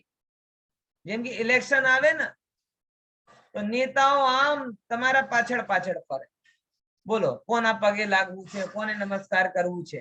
અને ઇલેક્શન પૂરા થઈ જાય તમે નેતાઓના પાછળ પાછળ ફરો. આવું નથી. આ તમે તમારા વિવેકથી જિનેન્દ્રના ચરણોમાં નમસ્કાર કરો છો એ વાતનો પ્રતીક છે કે મારો આ માથો મૂલ્યવાન નથી, તમારી આજ્ઞા મૂલ્યવાન છે. એટલે એક બાજુ મારો માથો હોય ને બીજી બાજુ તમારી આજ્ઞા હોય. હું માથા કપાવવા માટે તૈયાર છું પણ તમારી આજ્ઞા છોડવા માટે તૈયાર નથી. આ ઝૂકવાનું મતલબ આ હોય. ખબર પડે છે? આ જૈન ધર્મનો વંદન છે. આ કોઈ જેવા તેવાનો બંધન નથી. ગમે ત્યાં ગમે તેને વંદન કરી લઈએ, આવું નથી. અસર ઝુકાવવો એને પ્રત્યે શ્રદ્ધા સમર્પિત કરવી, એની આજ્ઞા સ્વીકારવી.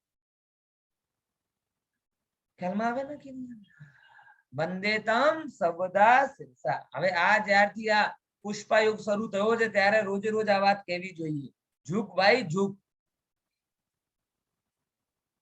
ગાંડાની જેમ ના ફર. પુષ્પાયુગ ખબર પડી ગઈ ને. આ યુવા જનરેશન બહુ સારું લાગે. નહીં ઝૂકીશું, નહીં ઝૂકીશું. અરે ગાંડો છે તું, પેરાલાઇઝ થઈ જશે તને. ઝૂક. કોની સામે ઝૂક? પણ આ ત્રિલોકી નાથની સામે ઝૂક. વંદે તમ સૌવદા શિરસા એટલે સર્વકાલ હું શું કરું છું? માથાથી હે જિનેન્દ્ર ભગવાન તમારા નમસ્કાર કરું છું. બરાબર? ચલો એક વાર લઈ લઈએ ગાથા. આમ તો અર્થ પૂછવાની ઈચ્છા હતી પણ 5 મિનિટમાં બીજી ગાથા લઈ લઈએ. હે પાકું? પૂછી લઈએ. સર પ્રતિ ઇન્દ્રિય એટલે શું? હે પ્રતિ ઇન્દ્ર એટલે શું? ઇન્દ્રનો જેમ કહેવાય ને નાયબ, નાયબ એના જેમ જ રાષ્ટ્રપતિ હોય, ઉપરાષ્ટ્રપતિ હોય ને, પ્રધાનમંત્રી હોય, ઘણી વખત ઉપપ્રધાનમંત્રી હોય. એવી રીતે જે ઇન્દ્રનો નાયબ હોય, ઉપેન્દ્ર પ્રતિન્દ્ર એની જેમ જ હોય એ બરાબર. તો એ બંને ઠીક છે. પ્રતિ ઇન્દ્ર એટલે ઇન્દ્રનો નાયબ એની જેમ. અને હા, બીજું સર એ પૂછવું હતું, આપણે એકચ્યુઅલી અત્યાર સુધી તો જીન એટલે જીનેશ્વર ભગવાન જ કહેતા હતા ને, હે? કે જીન એટલે જીનેશ્વર ભગવાન. જીનનો અર્થ શું છે? જીનનો શબ્દ શું? જેને પોતાની ઇન્દ્રિયોને, જીનેન્દ્ર ભગવાન પણ જીન છે, પણ એ જીન સાથે જીનવર છે. એટલે જીન એક તો આપણે નરેન્દ્ર મોદી ભારતનો નાગરિક છે કે નહીં? બોલે છે, પણ શું નાગરિક માત્ર છે? બોલે નહીં, નાગરિકોનો પ્રમુખ છે. એમ એમ જીનેન્દ્ર ભગવાન પણ જીન છે, પણ એકલા જીન નથી, એ જીનમાં પ્રમુખ છે. એકચ્યુઅલમાં જીનનો મતલબ હોય જેને જેને પોતાની ઇન્દ્રિયોને જીતી લીધું છે એ જીન છે, અને એવા માર્ગ ઉપર જે ચાલે એ જૈન છે. તમે એમ માનો કે મારો કુળ જૈન થઈ ગયો તો હું જૈન થઈ ગયો, આવું નથી ભાઈ. તમે તમારા ઇન્દ્રિયોને જીતવાનો પ્રયાસ કરો, મનને મક્કમ રાખો, ભોગોને વિલાસથી પોતાના ચિત્તને દૂર રાખો, અન્યાયથી, પાપથી, વિકારથી પોતાને અલગ હટાવો, ત્યારે તમે જૈન કહેવાશો.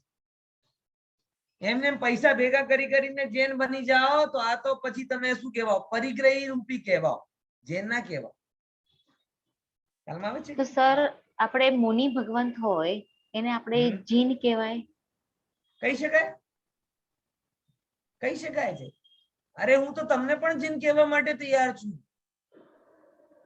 તમે તમારી ઇન્દ્રિયોને જીતો, સમ્યક દ્રષ્ટિ થયા એટલે જીનત તો શરૂ થઈ ગયો તમારા અંદર. એટલે જીન કોઈ એવું નથી કે ભગવાનને જ કહેવાય.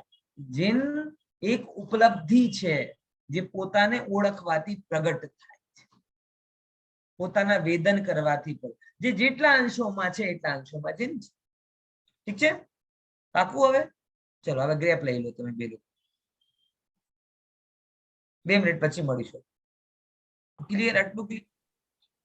અરે આટલા બધા પ્રશ્નો ખાઈ ગયા એ તને ના પોસાય. હિરલબેન નારાજ થઈ જશે. એટલા સરસ સરસ મેં પ્રશ્ન કર્યા ના તમે ભૂલી ગયા રેકોર્ડિંગ કરવાનો. ક્લાસ અટેન્ડ ના કરે એનું નુકસાન. હે? Class attend? હા, એ મસ્ત. હા, ટીમ લીડર હોશિયાર થઈ ગયા હવે. એટલે ટોપી પહેરાવી દેવાની. જે ના કરે એનું નુકસાન. વાત સાચી તમારી, 100%. ચાલો આપણે બીજી વાત લઈ ઝડપથી. હા, બોલો કોઈ પ્રશ્ન પ્રીતિબેન? હા, આપણે ચક્ર એટલે આ ઇન્દ્ર ચક્રવર્તીને જ ઇન્દ્ર ગણાય કે એમના ઇન્દ્ર હોય એમ એમ ગણવાનું? ના ના, શું કહો છો? પ્રશ્ન નહીં ખબર પડી. ચક્રવર્તી પણ ઇન્દ્ર છે. એટલે ઇન્દ્ર એટલે કોઈ દેવોનો ઇન્દ્ર નથી. ઇન્દ્ર એટલે મહિમાશાળી.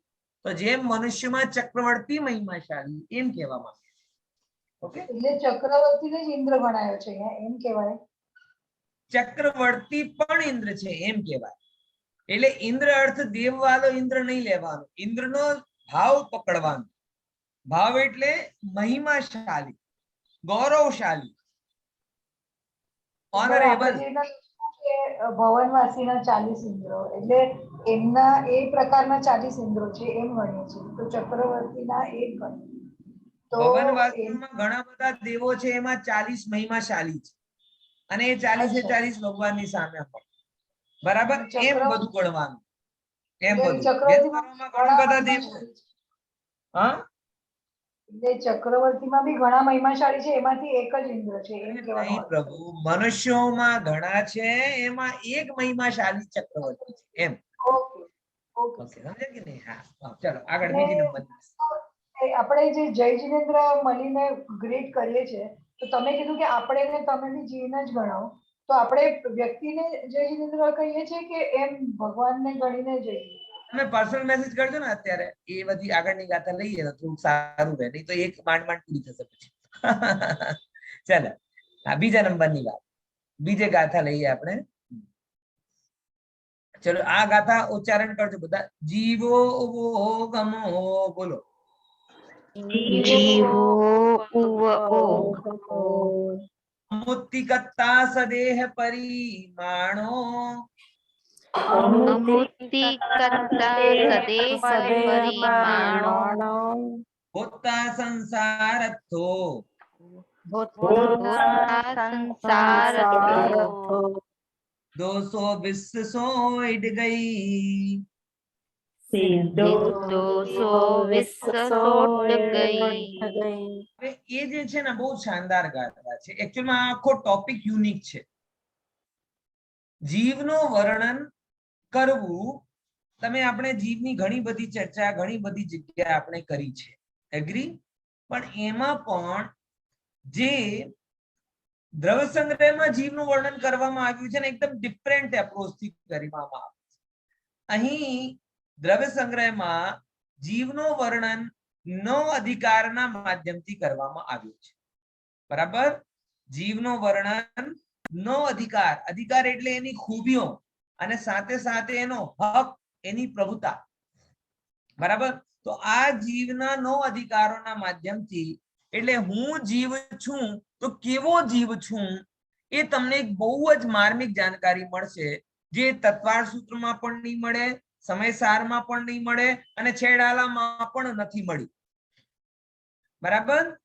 એટલે એ અલગ પ્રકારથી એક જીવોનો વર્ણન કરવામાં આવ્યું છે કે જ્યાં જીવોની 9 પ્રકારની ખૂબીઓ, 9 પ્રકારની વિશેષતાઓ, અને એ વિશેષતાઓ આપણું હક છે. હક એટલે અમુક અંશે બીજ રૂપમાં છે અને પર્યાય રૂપમાં આપણે એને પ્રગટ કરવાની છે. એવી 9 વિશેષતાઓ, 9 અધિકારોનું વર્ણન અહીંયા કરવામાં આવે છે. ઠીક છે? એ કયા કયા છે? બહુ શાનદાર છે. બધા શાંતિથી વાંચો. હું પૂછીશ બધાને ને યાદ કરવાનું. જો કહેવાની જરૂર એટલી છે કે આપણે એમ કહીએ તો છીએ કે જીવનો વિચાર કરો, જીવનો વિચાર કરો, આત્માનો ધ્યાન કરો, આત્માનો ધ્યાન કરો, પણ કંઈક જાણતા ન હોય આત્માના વિશે ધ્યાન કેવી રીતે કરે? સિમ્પલ વસ્તુ છે. હું તમે લોકોને કહું સિલવાનીનો ધ્યાન કરો, સિલવાની એટલે ખબર મારા ગામ, સિલવાનીનો ધ્યાન કરો, સિલવાનીનો ધ્યાન કરો, તો શું ધ્યાન કરી લેશો? કીધો કેવું ધ્યાન થાય? એ નાનો છે, મોટો છે, કેવું કંઈક ગયા હોય તો ધ્યાન કરીએ ને, કંઈક કહો તો જાણીએ ને. બરાબર? એવી જ રીતે વાત છે કે જે વસ્તુને જાણતા જ ના હોય વસ્તુનું ધ્યાન કેવી રીતે કરવું? આપણે બધાને કહીએ આત્માનું ધ્યાન કરવું જોઈએ, આત્માનું ધ્યાન. પહેલા ભાઈ ધ્યાન પછી આવે. સૌથી પહેલા શું કરવું જોઈએ? જ્ઞાન. કેમ કે જ્ઞાન પછી ધ્યાન.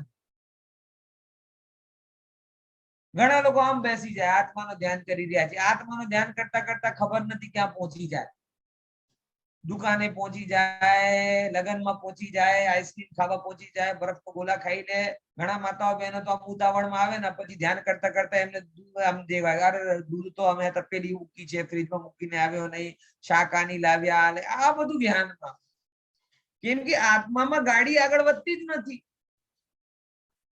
થાય છે નથી થતું? હે આ નહીં પાડતા. બરાબર? એટલા માટે અહીંયા કહે છે પહેલા નંબર તમે એમને બધાને શું કરવું છે? આત્માનું જ્ઞાન કરવું છે. અને એ આત્માના જ્ઞાન કરાવનારી ગાથાઓ છે. મને ખાતરી છે કે તમે આ વાંચશો તો એટલીસ્ટ તમારું ચિંતન 10-15 મિનિટ તો ચાલશે. એટલે 15 મિનિટનો ફ્યુલ હું ભરું છું. એ 3, 4, 8, 10 ગાથાઓના માધ્યમથી એ તમે ચિંતન કરવા બેસો તો એટલીસ્ટ તમને 10-15 મિનિટ તો તમારી ગાડી ચાલે. હવે પછી તમે ભૂલી જાઓ તો બાજુ. ઓકે? હા, સમજ્યા? તો બહુ સરસ. તો જીવો, અહીંયા ગાથા આવીએ. જીવત, જીવ દ્રવ્યના 9 અધિકાર. તો સૌથી પહેલા શું કીધું? જીવ છે. ઓલે આ તો નામ છે. આ વિશેષતા શું રહી? ભલે સાંભળો. જીવ નામ પણ છે અને જીવ એની એક ખૂબી પણ છે. તમે જીવ કેમ છો? પ્રશ્ન આવે. તમે જીવ કેમ છો? આ જીવ નામ પડ્યો તો જીવ નામ પાડનારી ફૈવા છે કોઈ કે કઈ સ્વભાવને લઈને જીવ નામ પડ્યો? આપણે બધા જીવ છીએ ને તો કોઈ આપણી ફૈવા હતી જેને આપણું નામ જીવ પાડ્યો? ગુજરાતમાં કહેવાય ને નામ કોણ પાડે? ફૈવા. બરાબર ને? બરાબર? તો આ જીવની ફૈવા કોણ છે જેને આનો જીવ એને સામે લઈને આવો? પછી કહેજો કે જીવ જ કેમ પાડ્યો? તો આ જીનવાણી ફૈવા તો નહીં આવે પણ માં આવે અને કહે છે કે બેટા તને જીવ એટલા માટે કહું છું કેમ કે તું જીવે છે. તારા અંદરમાં જીવત્વ નામનો અધિકાર છે. જીવત્વ તારા અંદરમાં પડેલો છે.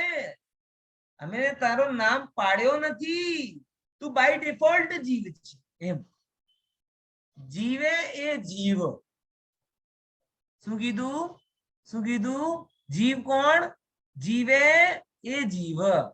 હવે આ ત્રિકાલ જીવનારો જીવ મરણના ભયમાં પલ પલ મરે છે. એ છે ને ગોટાળો મોટો, ભ્રષ્ટાચાર. જીવત્વથી જીનારો જીવ મરણના ભયથી પલ પલ મરે છે. ઓહો 45 ડિગ્રીમાં બહાર નહીં જઈએ, આમ હીટ વેવ લાગી જશે, મરી જઈશું. માસ્ક પહેરી લો, કોરોના થઈ જશે, મરી જઈશું. આમ કરો તેમ કરો, નિરંતર ભય, નિરંતર ભય. ડબલ દરવાજા લાગો ને આમ કરો ને તેમ કરો. શેનો ભય? મરણનો. એ જ્ઞાની કે છે મરણ કોણ છે એને હું જાણતો નથી. કેમ?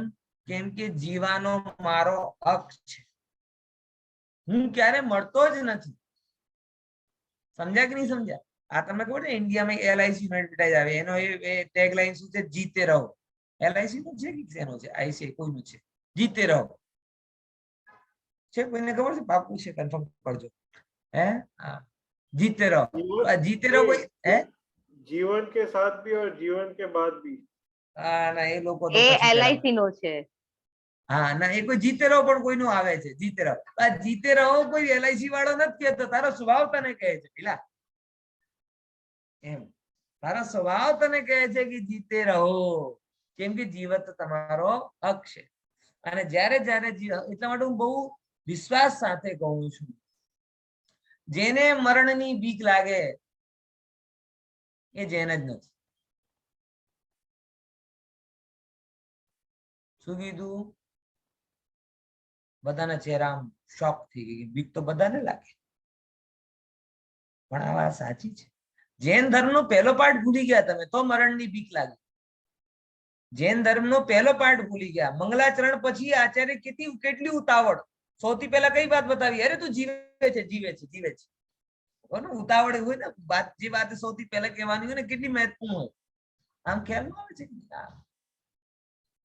જેમ કે તમારો ક્યાંક એક્સિડન્ટ અકસ્માત થાય તો સૌથી પહેલા તમે વિચાર થાય છે કે નથી થતો? ક્યારે આવું થયું હોય, પડી ગયા હોય તમે, એક્સિડન્ટ થયો, મારો થયો તો એક વાર, બરાબર? સૌથી પહેલા હાથ શેનો આવ્યો? શું અત્યારે ઓકલી નથી ગયો? સમજાય કે નહીં સમજ્યા? એનો હાથ આવે ને, હા ભાઈ શું.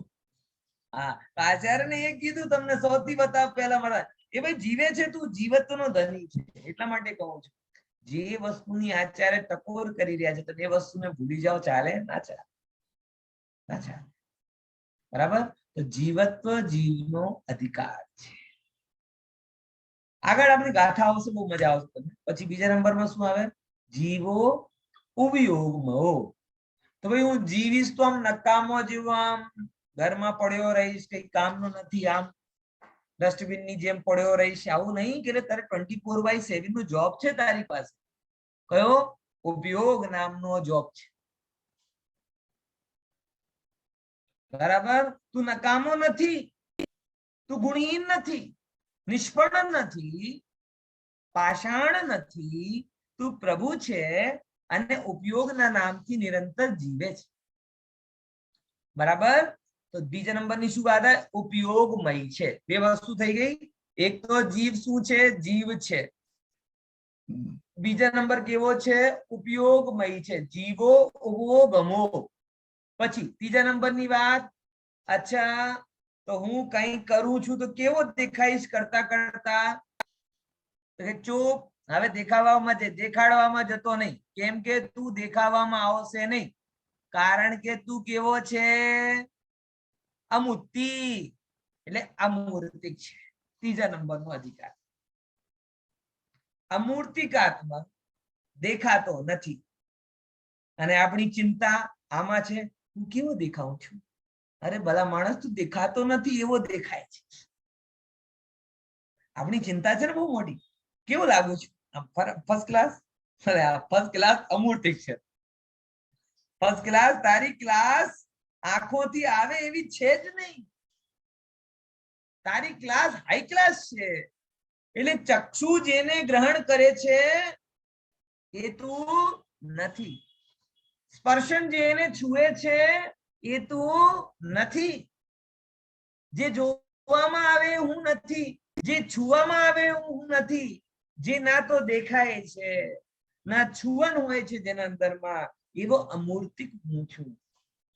તમે સહેજ પણ વિચાર કરીને જો, આમ ભલે આ દેહનો સંયોગ આપણે છે, પણ હોવા છતાં આપણે જો અમૂર્તિક માનીને ચાલીએ તો આપણે કેટલી ટેન્શનોથી દૂર થઈ જઈએ. જસ્ટ ઇમેજિન, તમે છો જ નહીં મૂર્તિક રૂપે, તમે મૂર્તિક રૂપે છો જ નહીં, જો કે આમ જ છે, તો કેટલી ટેન્શન છે તમને. ઘણા લોકો તો મને કહો ને વિડીયો એટલા માટે જ ઓન નથી કરતા.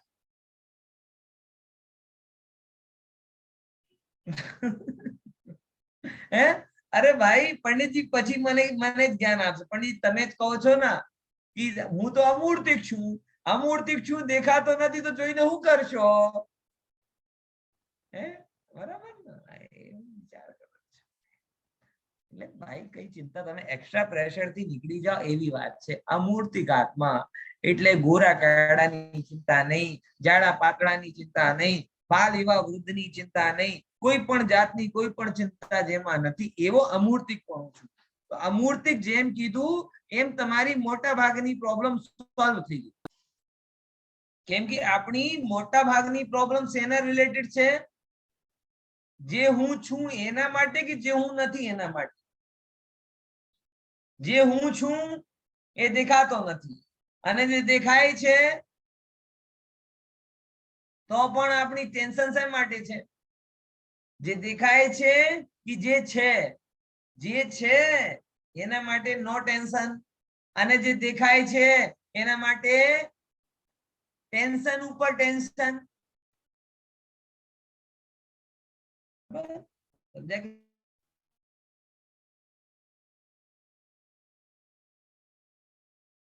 ફ્રીઝ થઈ ગયો તમારો.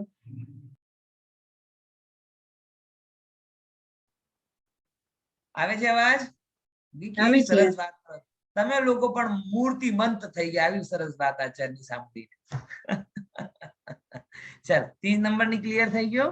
હવે ચોથા નંબર, જીવો ભોગમો અમૂર્તિ. પછી કત્તા. કત્તા કત્તા એટલે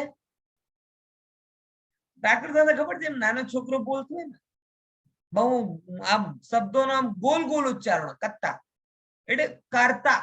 કરતા તમે ના કહી શકો તો કત્તા, સહેજ જે બોલાય કરતા જ. ઓહો પંડિતજી, આ તો મિથ્યા થઈ ગયું. તમે તો રોજ સવારે જ એમ કહો છો કે આત્મા કરતા નથી. આજે જ તમારો સમય સારો હતો, ખુશીબેને સાચવીને મૂક્યો તો બધાની સામે.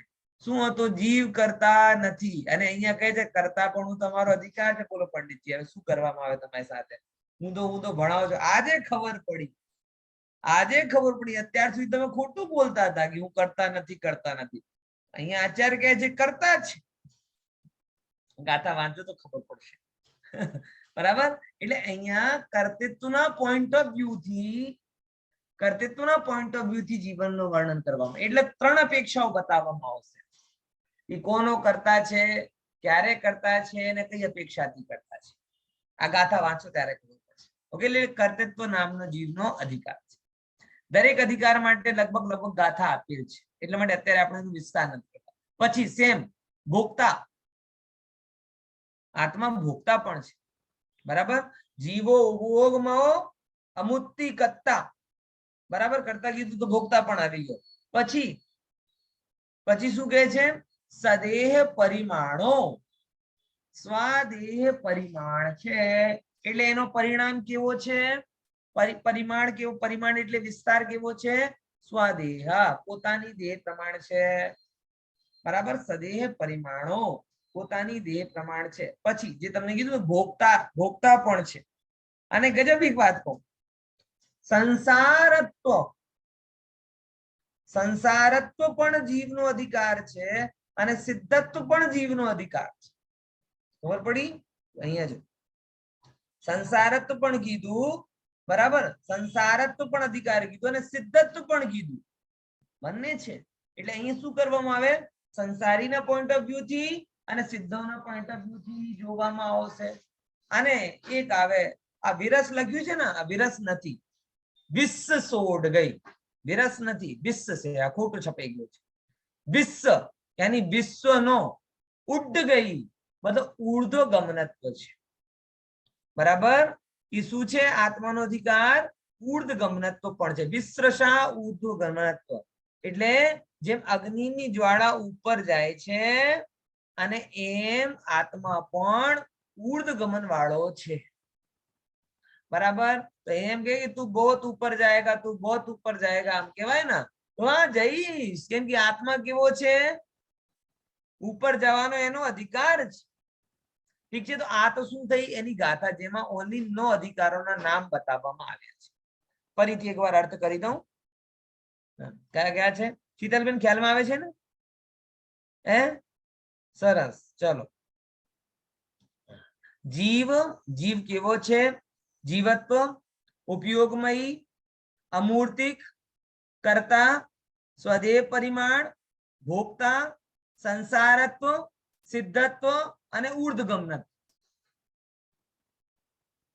બરાબર, એ પ્રમાણે એ જીવના 9 અધિકારો છે. હું 2 મિનિટ આપું છું તમને, 2 મિનિટ આપું, મને 2 મિનિટમાં તમે 9 અધિકારોના નામ યાદ કરીને બતાવો.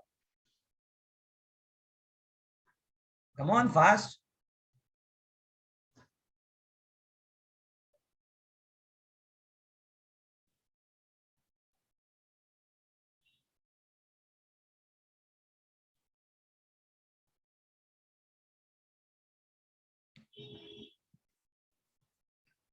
જીવત્વ, ઉપયોગ, વેરી ગુડ. ઉપયોગમ, કર્તા, અમૂર્તિ, કર્તા, કર્તૃત્વ, ભોક્તા, પછી સંસારત્વ, સિદ્ધત્વ, સ્વદેહ પરિમાણ અને ઉર્ધ્વગમન. બહુ સરસ, તાલી બીજો બધા. બરાબર, હા, ચલો ચલો બાકી. હા, બહુ સરસ વૈશાલીબેન, ચલો. એના પછી એકને જીવ. ચાન્સ ઓર આપીશ. હા, જીવ, ઉપયોગ, કર્તા, ભોક્તા, સંસારત્વ, સિદ્ધત્વ, સ્વદેહ પરિમાણ અને ઉર્ધ્વગમન. કઈક રહી ગયું, બરાબર. હા, અમૂર્તિક. અમૂર્તિક, બહુ સરસ. એમને એક ઓર કોઈ જેમને યાદ થયો, બહુ સરસ, બોલો. નીનાબેન બોલો. ઉપયોગમયી, અમૂર્તિક, હા, કર્તા, ભોક્તા, સદૈવ પરિમાણ એટલે વિસ્તાર છે, સંસારત્વ અને સિદ્ધત્વ અને ઉર્ધ્વગમન. બરાબર, બહુ સરસ. બરાબર, એટલે હવે બાકી બધાને યાદ કરવાનું છે. બરાબર, અને યાદ થઈ શકે એવા છે, યાદ થઈ શકે એવા છે. અને બહુ હું તમને કહું ને, એટલીસ્ટ 15-20 મિનિટનો ફ્યુલ તો આપણો ચાલે. મેં તમને એ જ કહું છું કે આપણે આત્માનો વિચાર કરવાનો કહીએ, પણ આત્માના વિશે અમે જાણતા જ નથી, વિચાર શેનો કરીશું? અત્યારે એ પોઈન્ટ ઓફ વ્યૂ થી તમે વિચારશો તો તમારું ચિંતન થોડું આત્મામાં ટકશે. બરાબર, ચલો. હા, હવે બાકી બધા ઓડિયો યાદ કરીને મૂકજો. હા, જયાબેનને તો આપણે ગળધર વાંચનમાં સેટ કરી લઈશું. પહેલા નંબરનો પ્રશ્ન તમારો એ જ રહેશે, 9 અધિકારોનો. ચલો, પેપર ફોડી દીધું. ચાલો, સારું. ત્રીજા નંબરની ગાથા. ક્યાં ગયો, ક્યાં ગયો? આટલું બધું લખનારાએ લખ્યું છે, તમે વાંચો તો પાપ નહીં લાગે. હા, મને તો સમય ભંગનો પાપ લાગશે, માટે હું ભણાવતો નથી, પણ તમે વાંચો તો તમને પાપ નહીં લાગે, પાકું. બરાબર, ચાલ ત્રીજી નંબરની ગાથા લઈ. તિક્કાલે ચદુપાણા, બોલો.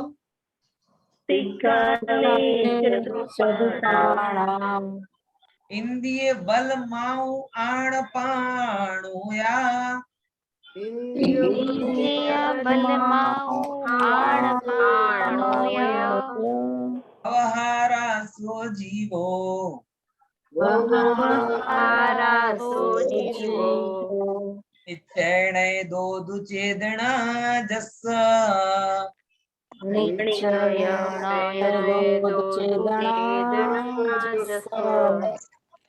બહુ સરસ.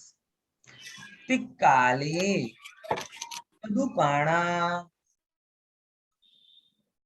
કયા કયા? ત્રણેય કાલે, તીનો કાળમાં જે ચાર પ્રાણોથી જીવે છે. બરાબર? તિક્કાલે એટલે ત્રણેય કાળમાં જે ચાર પ્રાણોથી જીવે છે. કયા ચાર પ્રાણ? ઇન્દ્રિય, બલ, આયુ, શ્વાસોચ્છ્વાસ. ઇન્દ્રિય, બલમ, આયુ, આણપાણ. આણપાણ મતલબ આના પ્રાણ, શ્વાસોચ્છ્વાસ. બરાબર? તો ત્રણેય કાળમાં જે ચારે પ્રાણોથી જીવે છે, ઇન્દ્રિય, બલમ, આયુ, આણપાણ. બરાબર? ચાર પ્રાણો વડે જે જીવે છે ત્રણેય કાળમાં. એટલે ભૂતકાળમાં પણ આપણે જીવ હતા. કેમ? કેમ કે આપણે ભૂતકાળમાં પણ ચાર પ્રાણ હતા. અત્યારે પણ આપણે જીવ છીએ. કેમ? કેમ કે અત્યારે પણ આપણે ચાર પ્રાણ છે. ભવિષ્યમાં પણ આપણે જીવ કહેવાઈશું. કેમ? કેમ કે ભવિષ્યમાં પણ આપણે ચાર પ્રાણ રહેવાના છે. તો તિક્કાલે ચદુપાણા ઇન્દ્રિય, બલ, આયુ, આનપ્રાણ. એનાથી જે જીવે છે વ્યવહારા શું જીવું, એ વ્યવહારથી જીવ છે. હવે જો ખબર પડી, વ્યવહારથી જીવ કોને કહેવાય? જે એ પ્રકારના ચાર પ્રાણોથી જીવે છે. આમ અભેદથી કહીએ તો ચાર પ્રાણ, અને ભેદથી કહીએ તો ઇન્દ્રિય એક ગણો તો એક, અને પાંચ ગણો તો પાંચ. તો પાંચ થઈ ગયા. બલ એટલે કયા? મન, વચન, કાય. એક કહો તો એક, અને ત્રણ કહો તો ત્રણ.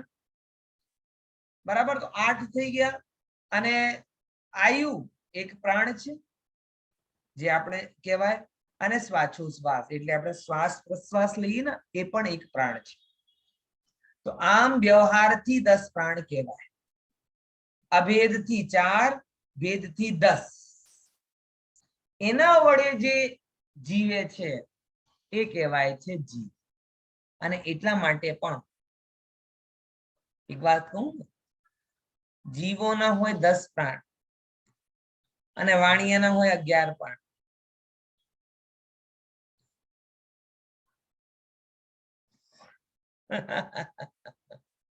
હે?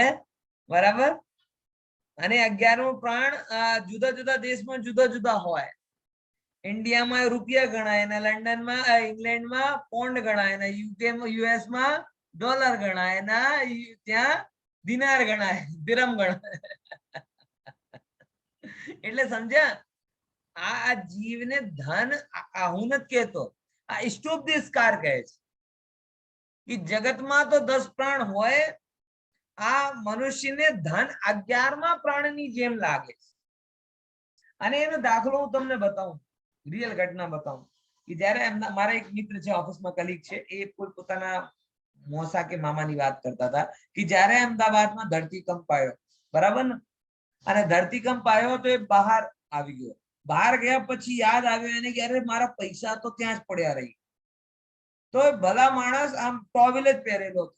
બીજું તો બધું સવારનો ટાઈમ તો મોટા ભાગે કોઈ ટોવેલમાં હતો, કોઈ લુંગીમાં તો આવી રીતે પડતા હતા. તો નીચે ઉતરી ગયો. પછી પૈસા લેવા માટે ધરતીકંપની સિચ્યુએશનમાં જ ઉપર ગયો. ધન્ય છે આચાર્યની ફોરસાઇટ. એમને ખબર છે કે એને આ 10 પ્રાણની ચિંતા નથી. આ શેની ચિંતા છે? 11મા નંબરના પ્રાણની ચિંતા છે, ધન નામના પ્રાણ. જેવો પીડિત એ 10 પ્રાણોના ઘાતથી થાય છે, એવી જ રીતે 11મા પ્રાણ એટલે ધન જતો રહે તો એને એટલી જ પીડા થાય છે. એને 11મો પ્રાણ અડોપ્ટ કરી લીધું છે કે 10મા મજા નહીં આવતી, એક કોડ જોઈએ. અને 1 અને 1 11. ખ્યાલમાં આવે છે? સમજાય કે નહીં? અને મને સાચું કહો, એ વાત કેટલા હદ સુધી ખોટી છે? 100% તમે આમ સત્યની દ્રષ્ટિએ જોવા જાઓ તો 100% સાચી વાત છે કે 11મું પ્રાણ થઈ શકતો નથી. પણ જે વ્યવહારિક દશા છે એમાં તમે જોવા જાઓ તો તમને એમ લાગશે કે આખો જીવન તો આપણે જે આપણું નથી એની પાછળ ફેરવી રહ્યા છે, વેડફી રહ્યા છે, કરી રહ્યા છે, નથી કરતા. ધન પાછળ ગાંડા છીએ, સંબંધો ધનને લઈને બનાવીએ, જીવન ધન માટે કાઢીએ, મોટાઈ ધનની કરીએ, નાનપણ ધનનો ગણીએ, ધન એ બધું ધન માટે ચાલે. બરાબર. બીજા નંબરની વાત, પ્રાણઘાત કોને કહેવાય? પ્રાણઘાત, હિંસા કરવી કોને કહેવાય? જો કેવળ શ્વાસ બંધ કરી દેવું એનું નામ હિંસા નથી. એવા વચન બોલો કે જેના એના મન વિચલિત થઈ જાય, એ પણ હિંસા છે. એના અંદરમાં બહુ આકુરતા વ્યાકુરતા થઈ જાય, એનો મનોપ્રાણ વિચલિત કરી દે, તો મનોપ્રાણને વિચલિત કરનારી પણ હિંસા છે. એટલે એવી ભાષા બોલો કે જેનાથી બધા પ્રસન્ન રહે, એવા કાર્ય કરો જેનાથી બધા પ્રસન્ન રહે, એવા જીવન જીવો જેનાથી કોઈ દુખી ના થાય. વિચાર કરો, કેમ કે આમ આપણે 10 પ્રાણ વાળી હિંસા નથી કરતા, પણ ભાવ હિંસા બહુ જ કરીએ છીએ. જલન, ઈર્ષ્યા, ઉપેક્ષા, ગુસ્સા, આક્રોશ, આ બધું મરણ તુલ્ય છે. બરાબર? ખ્યાલમાં આવે છે કે નહીં? એટલા માટે ને તો 10 પ્રાણ કોને કોને કહેવાય? સમજ પડી ગઈ કે 5 ઇન્દ્રિય, બરાબર, 3 બલ, આયુ અને શ્વાસોશ્વાસ. આપણે જીવ કેમ છીએ? કેમ કે 10 પ્રાણોથી આપણે જીવતા હતા અને આજે જીવીએ છીએ અને ભવિષ્યમાં પણ જીવીશ, માટે આપણે જીવ છીએ. કાલે ચદુપાણા ઇન્દ્રિય બલમ આવું આણ પાણોયા. પણ આ કેવો? હું તમને એક વાત કહું કે આ પરિભાષા અનુસાર જો જીવત્વ ઘટાડીએ તો સૌથી મોટી સમસ્યા કઈ છે? પ્રતીક બોલો. વૈશાલી સર, આપણે કે ઇન્દ્રિય 5 ઇન્દ્રિય પ્રમાણે જો પ્રાણ હોય તો પછી એક ઇન્દ્રિય 2 ઇન્દ્રિય હોય તો એ ક્યાંથી કમ હોય ને? એ આપણે પછી કરીએ, કમ જ્યાદા હોય. મારો એક બહુ મહત્વપૂર્ણ પ્રશ્ન હતો કે જો 4 પ્રાણોથી જીવનારા, હા, 4 પ્રાણોથી જીવનારા જો જીવ છે, આ પરિભાષા બનાવીએ તો સૌથી મોટી આપત્તિ કઈ આવશે? સિદ્ધ ભગવાન વેરી ગુડ. કે જો આટલું જ માત્ર ડેફિનેશન માં રાખીએ કે 10 પ્રાણોથી જીવે એ જીવ, તો સૌથી મોટી આપત્તિ આવે કે આપણે નમો સિદ્ધાણમ કહીને અજીવને નમસ્કાર કરીશું. બોલો, ચાલે? હે? ના ચાલે. એટલે આ 10 પ્રાણોથી જીવે છે, આ વ્યવહારથી કથન છે. વ્યવહારો સો જીવો. વ્યવહારથી કેમ છે? કેમ કે અહીંયા 2 દ્રવ્યોની વાત કરવામાં આવી છે, એક દ્રવ્યની વાત કરવામાં નથી. એ 5 ઇન્દ્રિય, 3 બલ, આયુ, શ્વાસોશ્વાસ એ પૂતગલ દ્રવ્ય છે અને એ હું જીવ દ્રવ્ય છું. અને 2 દ્રવ્યનો સંયોગ જ્યાં કરવામાં આવે ત્યાં કયો ન હોય? વ્યવહાર ન. જેમ આપણે ખબર છે ને નિશ્ચય વ્યવહારની ડેફિનેશન ભણી હતી, શક્કરનો ડબ્બો, દવાની શીશી, ગેસનો બાટલો, લોટનો ડબ્બો, એ બધા કેટલા ડબ્બા ડબ્બી, બાટલા બાટલી સમજ્યા હતા આપણે? હે? એ બધું શું કહેવાય? સંયોગથી એને કહેવું, એ કહેવાય વ્યવહાર. બરાબર? તો એમ આ ચૈતન્ય રૂપી આત્મા આ 10 પ્રાણના ડબ્બામાં છે અને વ્યવહારથી આ ડબ્બાને જીવ કહેવામાં આવે. સમજ્યા? કયો ડબ્બો છે? આ ડબ્બો, શરીર ડબ્બો. બધા ડબ્બા દેખાય છે હે? छोटा डब्बा, मोटा डब्बा, है युवा डब्बा, बूढ़ा डब्बा. बराबर? પણ જે શરીર છે એ ડબ્બા છે. બરાબર? એના અંદરમાં મોટામાં મોટો બબ્બા છે. बब्बा કહેવાય ને જગતમાં. बब्बा કોને કહેવાય? हमारे हिंदी में सबसे बुजुर्गों को क्या बोलते हैं? बब्बा. जब दादा बोली दादा, दादा करता ऊंचो शब्द છે बब्बा. बराबर? तो जे अनादिથી છે અને અનંત કાળ સુધી રહેનારો આ મોટામાં મોટો બપ્પા આ અંદર બેઠેલો આત્મા. બરાબર ખ્યાલ આવે છે? સૌથી શ્રેષ્ઠ, સૌથી મોટો વડીલ. હા, ખ્યાલમાં આવે? હા. તો વ્યવહારથી કોણ જીવ છે? 10 પ્રાણોથી જે જીવે એ જીવ. અને નિશ્ચયથી કોણ જીવ છે? નિશ્ચયણે દોધુ ચેતના જસ. નિશ્ચયથી કોને જીવ કહેવાય? કે જેના અંદરમાં ચેતના છે. એટલે જે ચૈતન્ય પ્રાણોથી જીવે છે એ જીવ છે. નિશ્ચયથી જે ચૈતન્ય પ્રાણોથી જીવે છે એ જીવ છે. ચૈતન્ય પ્રાણ એટલે જેમ સિદ્ધ ભગવાન જાનંદ દેખન જાનંદ દેખન જાનંદ દેખન. તો જાનંદ દેખન વાળા સિદ્ધ ભગવાન એ છે જીવ. અને એ જેવા સિદ્ધ એવા હું, એટલે હું પણ જીવ છું. તો કેવી રીતે જીવ છું? બોલે વ્યવહારથી 10 પ્રાણોને લીધે જીવ છું અને નિશ્ચયથી ચૈતન્ય પ્રાણને લીધે જીવ છું.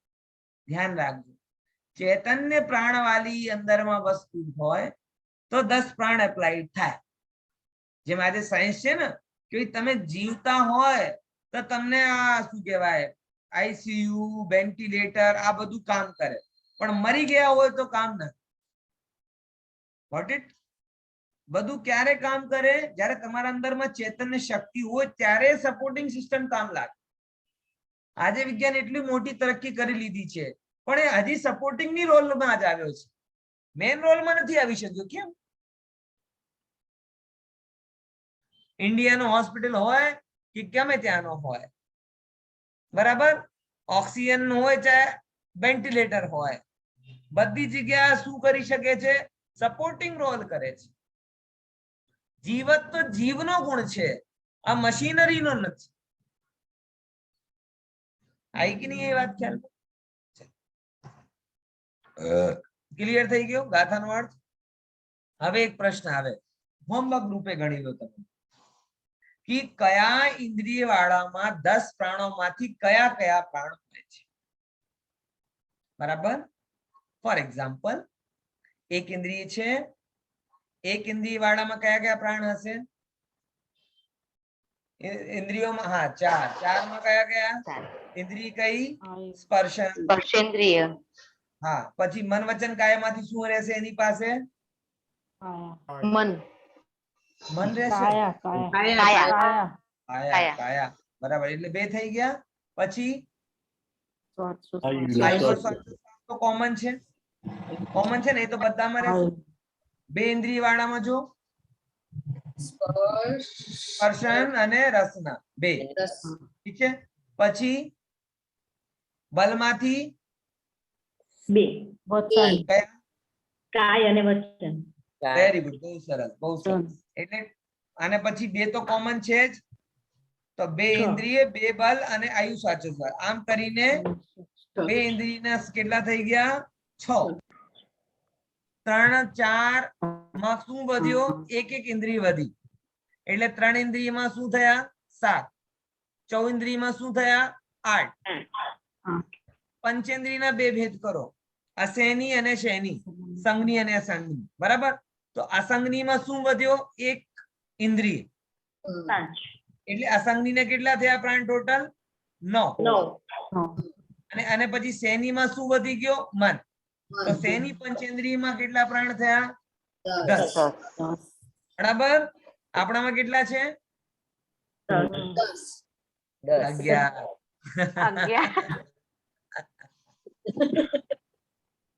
આપણામાં કેટલા છે? 11. એટલે દોડા છીએ આપણે. અને હજી તો 12મો મારો એડ કરવાનો મૂડ છે મોબાઈલ. તમારી લોકોની બધાના ગહેન સમર્પણથી આ કામમાં હું નિશ્ચિત સફળતાને પામીશ, મને 100% ખાતરી છે. કે જેવો ધન છીનવાથી માણસ વિચલિત થઈ જાય એવો જ આ મોબાઈલ હવે 12મો પ્રાણ રૂપે હું રાખું છું. હવે જો ક્યાં સુધી અપ્રૂવ થાય ત્યારે કરી દઈશ. બરાબર. હા, ઓકે, ક્લિયર. ચલો આગળ આપણે જઈએ. બહુ વિસ્તાર છે એમાં, તો હવે કેટલું કરીએ? એક વાર લઈ લઈએ ગાથા, શું કહેવાય, શોર્ટમાં. હા, તો ત્રીજા થઈ ગઈ. ચોથા નંબરની ગાથા લઈશું.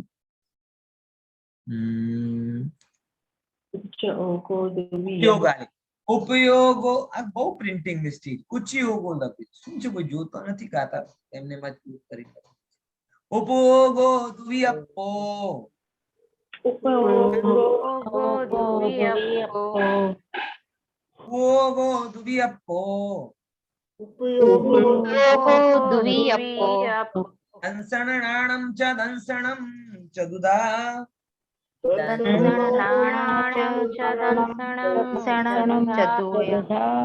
चक्कु अचक्कुओ हि अचक्कु ओहि दंसण मद केवलम नेयम દંસણં મદ કેવલં જ્ઞેયં. આ છે ખરેખર આમ બુક છાપવી બહુ મોટી રિસ્પોન્સિબિલિટી હોય છે. આ જે લોકો રિસ્પોન્સિબિલિટી વગર પબ્લિકેશન્સ કરે છે આ જીનવાણી જોડે છલ કરે છે. ઉપયોગો શબ્દનો શું અર્થ નીકળશે? ઉગો શબ્દ છે. ઉગોગ એટલે ઉપયોગ. ઉગોગો દ્વિઅપ્પો. ઉપયોગ કેટલા પ્રકારનો હોય છે? બે પ્રકાર. બરાબર. ઉગોગો દ્વિઅપ્પો બે પ્રકારનો હોય છે. ઉપયોગ બે પ્રકારનો હોય છે. કયા? દંસણાણમ દર્શન અને જ્ઞાન. બરાબર. સમજ્યા કે નહીં સમજ્યા? ઉપરની ગાથા હું મૂળથી બતાવું છું, તમે લખો શબ્દોનો અર્થ બિલકુલ ખ્યાલમાં આવતો જશે. ઉગોગો એટલે ઉપયોગ, દ્વિઅપ્પો એટલે બે પ્રકારનો હોય, દંસણાણમ દર્શન અને જ્ઞાન પ્રકારનો. બરાબર. દર્શનોપયોગ અને જ્ઞાન ઉપયોગ. ડાણ એટલે જ્ઞાન, દંસણ એટલે દર્શન. એ તો તમે બધા ભણીને આવ્યા જ છો. ઉપયોગ વાળો ચેપ્ટર ભણ્યો છે ને. વિતરાગ જ્ઞાન કયા શેમાં હતો? 1 2 3 भूल गया सब कुछ याद है अब कुछ. बोलो कया क्या? चलो હવે યાદ કરીને આવજો. હા, આપસમાં નક્કી કરજો, અત્યારે મને ડાયવર્ટ ના કરો. બરાબર. ચલો, તો ઉપયોગ બે પ્રકારનો છે, દંસણમ અને નાણમ. દર્શનોપયોગ અને જ્ઞાનોપયોગ. પછી શું કે? દંસણાણમ આઈ જો અહીંયા ગાથા આવે. દંસણમ ચદુદા. દંસણ કેટલા પ્રકારનું હોય છે? પછી 4 પ્રકારનો. બરાબર. ઉપયોગ કેટલા પ્રકાર છે? દર્શન અને જ્ઞાન. આટલો પૂરો થઈ ગયો. પછી દંસણમ ચદુદા. એમાંથી જે દર્શનોપયોગ છે એ 4 પ્રકારનું છે. ચદુધા એટલે ચતુર્વિધા એટલે ચતુર પ્રકારનો, 4 પ્રકારનું છે. કયા કયા? તો કહે છે ચક્ષુ એટલે ચક્ષુ દર્શન, અચક્ષુ એટલે અચક્ષુ દર્શન, ઓહી એટલે અવધિ દર્શન, ઓહી દંસણમ એટલે 3 પ્રકારનો થઈ ગયો. પછી અથ એટલે હવે કેવલમ નેયમ, ચોથો પ્રકારનો દર્શન છે કેવલ દર્શન. એક પ્રશ્ન આવે, આવું જ જોઈએ કે 3 પછી પોઝ કેમ લીધું? સીધા ચોથામાં કહી દે ને, ઓહી કેવલ દંસણમાં, એવું કઈ ગાથા બનાવી દે ને. ઓહી પછી પોઝ લીધું અને પછી કેવલ છેલ્લે કીધું, અથ કરીને કેવલ કીધું. આવું કેમ કર્યું? મને શું પૂછો છો? કેવલ દર્શન છે ને, કેવલ બે સાથે થતા હોય છે. હા, આચાર્યનો કાના માત્રા પણ સાર્થક હોય છે, એમને એમ નથી હોતા. સમજો. આમ તો 4 દર્શન છે, પણ 3 દર્શન જ્ઞાનની પહેલા હોય અને કેવલ દર્શન ક્યારે હોય? કેવલ જ્ઞાનની પહેલા કે સાથે? સાથે હોય. અને સાથે હોય છે માટે એને અથ કરીને આગળથી કીધું. બરાબર. સમજ્યા કે નહીં સમજ્યા? પાકું ને? પાકું કે કાચું કાચું? ફરીથી. ઓગો દ્વિઅપ્પો. ઉપયોગ કોને કહેવાય? જ્ઞાન દર્શનના વ્યાપ. આખો ઉપયોગ વાળો લેસન એટલામાં આવી ગયો. ઉપયોગ કોને કહેવાય? જ્ઞાન દર્શનના વ્યાપારનો ઉપયોગ કહેવાય. પછી કેટલા પ્રકારનો હોય? 2 પ્રકારનો હોય, દર્શન ઉપયોગ અને જ્ઞાન ઉપયોગ. દર્શન ઉપયોગ કોને કહેવાય? પદાર્થના સામાન્ય પ્રતિભાસને દર્શનોપયોગ કહેવાય. પછી પદાર્થના વિશેષ જ્ઞાનને જ્ઞાનોપયોગ કહેવાય. તો એ થઈ ગયું દંસણમ જ્ઞાનમ. બરાબર. આટલું. પછી દંસણમ ચતુદા. એ દર્શનોપયોગ કેટલા પ્રકારનો હોય? બોલે 4 પ્રકારનો હોય છે. કયા કયા? ચક્ષુ, અચક્ષુ, ઓહી. એટલે ચક્ષુ દર્શન, અચક્ષુ દર્શન, ઓહી દર્શન.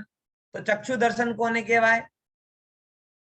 ચક્ષુ ઇન્દ્રિય થી પહેલા થવા વાળા સામાન્ય પ્રતિભાસને ચક્ષુ દર્શન કહેવાય. અચક્ષુ કોને કહેવાય?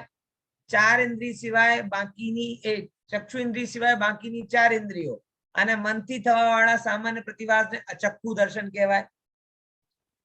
અવધિ જ્ઞાનથી પહેલા થનારા સામાન્ય પ્રતિભાસને અવધિ દર્શન કહેવાય. અને કેવલ જ્ઞાનની સાથે સાથે થનારા પ્રતિભાસને કેવલ દર્શન કહેવાય. બોલો પંડિત એટલા ઝડપથી ભણાવી શકતા હતા તો ત્યારે કેમ આટલું 1.5 કલાક લીધું હતું ભણાવવામાં? આખો ઉપયોગ વાળો પાઠ થઈ ગયો. શું થયો? હે? હા, સંભળાય છે ને? આ રીતે વિચારજો તો ખ્યાલમાં આવે. એ જે તમને ત્યાં બેઝ ભણ્યા હતા ને અત્યારે કામ લાગે. એ જે બેઝ ભણ્યા હતા ને એ અત્યારે કામ લાગે મૂળ ગ્રંથો વાંચવા. તો એ બધી અહીંયા આચાર્યો ગાથામાં એનો ખુલાસો કરતા નથી કે શોર્ટમાં ટીકામાં ખુલાસો થાય. તો આપણે એની પરિભાષા પહેલા ગોખીને આવ્યા છીએ. એનો બેનિફિટ અહીંયા લો તમે કે મને થોડીક ઓછી મહેનત થાય. બરાબર. તો જેમ કહેવાય ને આગળની મેથ્સ ભણવા પહેલા બેસિક મેથ્સ ક્લિયર હોવી જોઈએ, એમ આગળના ગ્રંથ ભણતા પહેલા તમારા જે બેસિક ફંડામેન્ટલ છે બધા શું હોવું જોઈએ? ક્લિયર હોવું જોઈએ. એ તમને આમ ડગલે ના પગલે કામ લાગે. ઠીક છે. આમ તો મારો મૂડ હતો કે બધાને એક એક પરિભાષા પૂછું. પછી ઘડિયાળ નજરમાં આવી ગઈ તમારા બધાના સૌભાગ્યથી. એટલે તમારો બધાનો કામ મેં પતાવી દીધું. હવે તમારી જિમ્મેદારી છે કે બધી ડેફિનેશન જ્ઞાનની જે આવશે નેક્સ્ટ ગાથામાં એ તમે યાદ કરીને આવજો. બરાબર. તો આજે આપણી 4 ગાથાઓ થઈ. હવે નેક્સ્ટ સેટરડે મળીશું ત્યારે આપણે 5મી ગાથાથી આગળ ક્લાસ કરીશું. હવે એક પ્રશ્ન છે. એક જ છે? હા તો લઈ લઈશું. જ્યારે આત્માનું જ્ઞાન થાય ત્યારે દર્શનનું કઈ કામ હોય? જો જ્ઞાન પહેલા દર્શન કમ્પલસરી. હવે તમે આ એના કરતા અઘરો પ્રશ્ન નહીં કરતા એ કેવો થાય છે આ મને નહીં પૂછતા. આ ભગવાન બનીને જાણી લેજો. ભગવાન પણ કહી શકતા નથી. પોઈન્ટ સમજાય કે દર્શન કેવી રીતે કામ કરે છે? હું એના સિમિલર એક્ઝામ્પલ આપી શકું છું. એક્ઝેક્ટ આન્સર આપી શકું. જ્યારે પણ ઉપયોગનો પાઠ ભણાવ્યો હતો ત્યારે પણ કીધું હતું કે ડાઉનલોડ થયા પછી અને શરૂ થયા પહેલા એક સિમ્પલ પ્રોસેસ હોય છે. શેની? ઇન્સ્ટોલમેન્ટની. આ દર્શન લગભગ એવો જ છે. ખબર પડી ને? કે તમે કોઈ એપ્લિકેશન કે સોફ્ટવેર શું કરો? ડાઉનલોડ કરો, પછી તમે એને યુઝ કરો. બરાબર. કાં તો ટીવી તમે ચાલુ કરો અને રિમોટ થી બટન દબાવ્યા પછી અને પિક્ચર આવતા પહેલા વચ્ચે કઈ પ્રોસેસ હોય ને, એવી જ છે દર્શન. એટલે પ્રોસેસ શરૂ થઈ ગઈ છે પણ શું થાય છે ખબર નથી પડતી. પોઈન્ટ સમજાય કે નહીં સમજાય? Process has been started but what is happening? શું થાય છે અમને ખબર નથી. એ ખબર પડી જાય તો દર્શન ના રહે, જ્ઞાન થઈ જાય. એમ કહેવાય ને અમને કોઈ ખાટી સાકર આપો, ખાટી સાકર આપો તો જે ખાટી હોય એ સાકર નથી. બરાબર. એવું છે. જે ખબર પડે એ દર્શન નથી, જ્ઞાન હોય છે. પણ અંદાજ લાગી શકે કે દર્શન કેવો હોય છે. ઓકે ચલો. તો મારો પછી બીજો પ્રશ્ન છે કે તો 4 દર્શનમાંથી અચક્ષુ દર્શન કામ કરતું હશે આત્મા? હા, અચક્ષુ દર્શન જ કામ કરે છે. 100% એમાં કન્ફ્યુઝન નથી. મનના વડે જો એક બહુ સારી વાત એમને ચર્ચામાં આવી ગઈ. આત્માનુભૂતિમાં જો બહારના નિમિત્ત કારણ જોવા જઈએ તો કયો 5 ઇન્દ્રિય તો કામની છે નહીં, કેમ કે તો મૂર્તિકને જાણે. મનના અંદર એવી ખૂબી છે કે જે મૂર્તિકની સાથે સાથે અમૂર્તિકને પણ જાણી શકે છે. તો આત્માનુભૂતિનો જે એક્સટર્નલ નિમિત્ત કારણ જોવામાં આવી એ મન છે. એટલા માટે તો કહેવામાં આવે અસંગની ને આત્માનુભૂતિ નથી હોતી, કેમ કે એની પાસે એ સોર્સ નથી જેનાથી એ પકડી શકે. એટલે મન હોય તો મનથી પહેલા અચક્ષુ દર્શન જ હોય છે, એટલા માટે કહી શકાય. No doubt. ઓકે, સરસ. ચલો જયાબેન માટે તાલી બજાડો. હા ચલો જયાબેન શરૂ કરો. અવાજ જય નથી આવતો. જિનેન્દ્ર. હા, હા, જય. આવ્યો હવે. જય હા. જિનેન્દ્ર. આ દ્રવ્ય સંગ્રહની રચના સિદ્ધાંત ચક્રવર્તી નેમિચંદ્ર દ્વારા કરવામાં આવી છે એવું કહેવામાં આવે છે, પરંતુ રતનલાલજી કટારિયાના નિબંધમાં એવો ઉલ્લેખ છે કે આની રચના નેમિચંદ્ર મુનિ દ્વારા કરવામાં આવી છે. દ્રવ્ય સંગ્રહ, સંગ્રહ એટલે કલેક્શન, એટલે કે જુદા જુદા ગ્રંથોમાંથી મહત્વની ગાથાઓ લઈને જે બનાવવામાં આવે તેને સંગ્રહ કહેવામાં આવે છે. આ દ્રવ્ય સંગ્રહ એટલે જૈન દર્શનનું પ્રાથમિક જ્ઞાન મેળવવા માટે આ ગ્રંથનો અભ્યાસ ખૂબ જ જરૂરી છે. જૈન દર્શનનો મૂળભૂત અભ્યાસ કરવા માટે તત્વાર્થ સૂત્ર અને દ્રવ્ય સંગ્રહ એ બેનો અભ્યાસ ક્રમમાં ખૂબ મહત્વનું સ્થાન છે. આ દ્રવ્ય સંગ્રહની રચના કરનાર નેમિચંદ્રાચાર્ય તેને બૃહદ દ્રવ્ય સંગ્રહ અને લઘુ દ્રવ્ય સંગ્રહ એમ બંનેની રચના કરી છે, અને આની ટીકા બ્રહ્મદેવ સુરીજીએ કરેલી છે. આ દ્રવ્ય સંગ્રહમાં 3 અધ્યાય છે. પહેલા અધ્યાયમાં 6 દ્રવ્યનું વર્ણન કરવામાં આવ્યું છે, બીજામાં 9 પદાર્થનું વર્ણન કરવામાં આવ્યું છે, અને ત્રીજા અધિકારમાં મોક્ષ માર્ગનું વર્ણન કરવામાં આવ્યું છે. આ ગ્રંથમાં પ્રાથમિક જાણકારીનું કમ્પ્લીટ પેકેજ આપવામાં આવ્યું છે. પ્રામાણિક અને સંક્ષિપ્ત જાણકારી પણ આપવામાં આવેલી છે.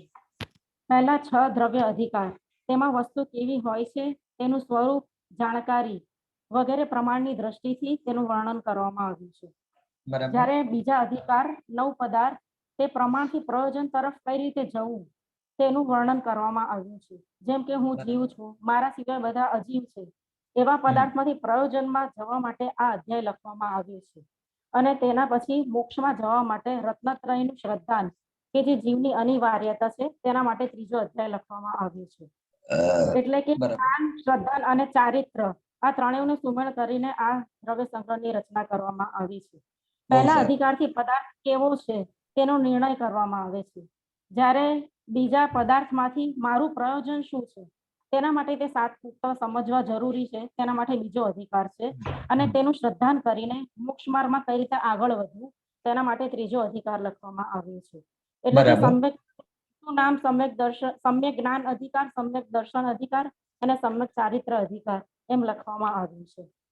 પહેલા મંગલાચરણ કરવામાં આવ્યું છે, તેમાં કહેવામાં આવ્યું છે કે જીનવર જીવમ જીવમ દવમ જીણવર હસેણ જેણ હિ દીઠમ. તેમાં એવું કહેવામાં આવ્યું છે કે જે જીનવર ઋષભ દ્વારા જીવ અજીવ દ્રવ્યનું વર્ણન કરવામાં આવ્યું છે, તેવા દેવેન્દ્રના સમૂહ જેમને વંદન કરે છે તેવા જીનેન્દ્ર દેવની હું નતમસ્તકથી વંદના કરું છું. તેવા 100 ઇન્દ્રો દ્વારા પૂજનીય છે, તેવા જીનેન્દ્ર દેવની હું વંદના કરું છું. બરાબર. પછી જીવ દ્રવ્યના 9 અધિકાર, જેમાં બીજી ગાથામાં જીવ દ્રવ્યના 9 અધિકાર વિશે કહેવામાં આવ્યું છે કે જીવ 9 અધિકારમાં જીવના 9 અધિકાર છે. હું જીવ છે, જીવ ઉપયોગમય છે, અમૂર્તિક છે, કર્તા છે, ભોગતા છે, સ્વદેહ પરિમાણ છે, સંસારસ છે, સિદ્ધ છે અને સ્વભાવથી ઉર્ધગમન કરનારા છે. બરાબર. અને ત્રીજી ગાથામાં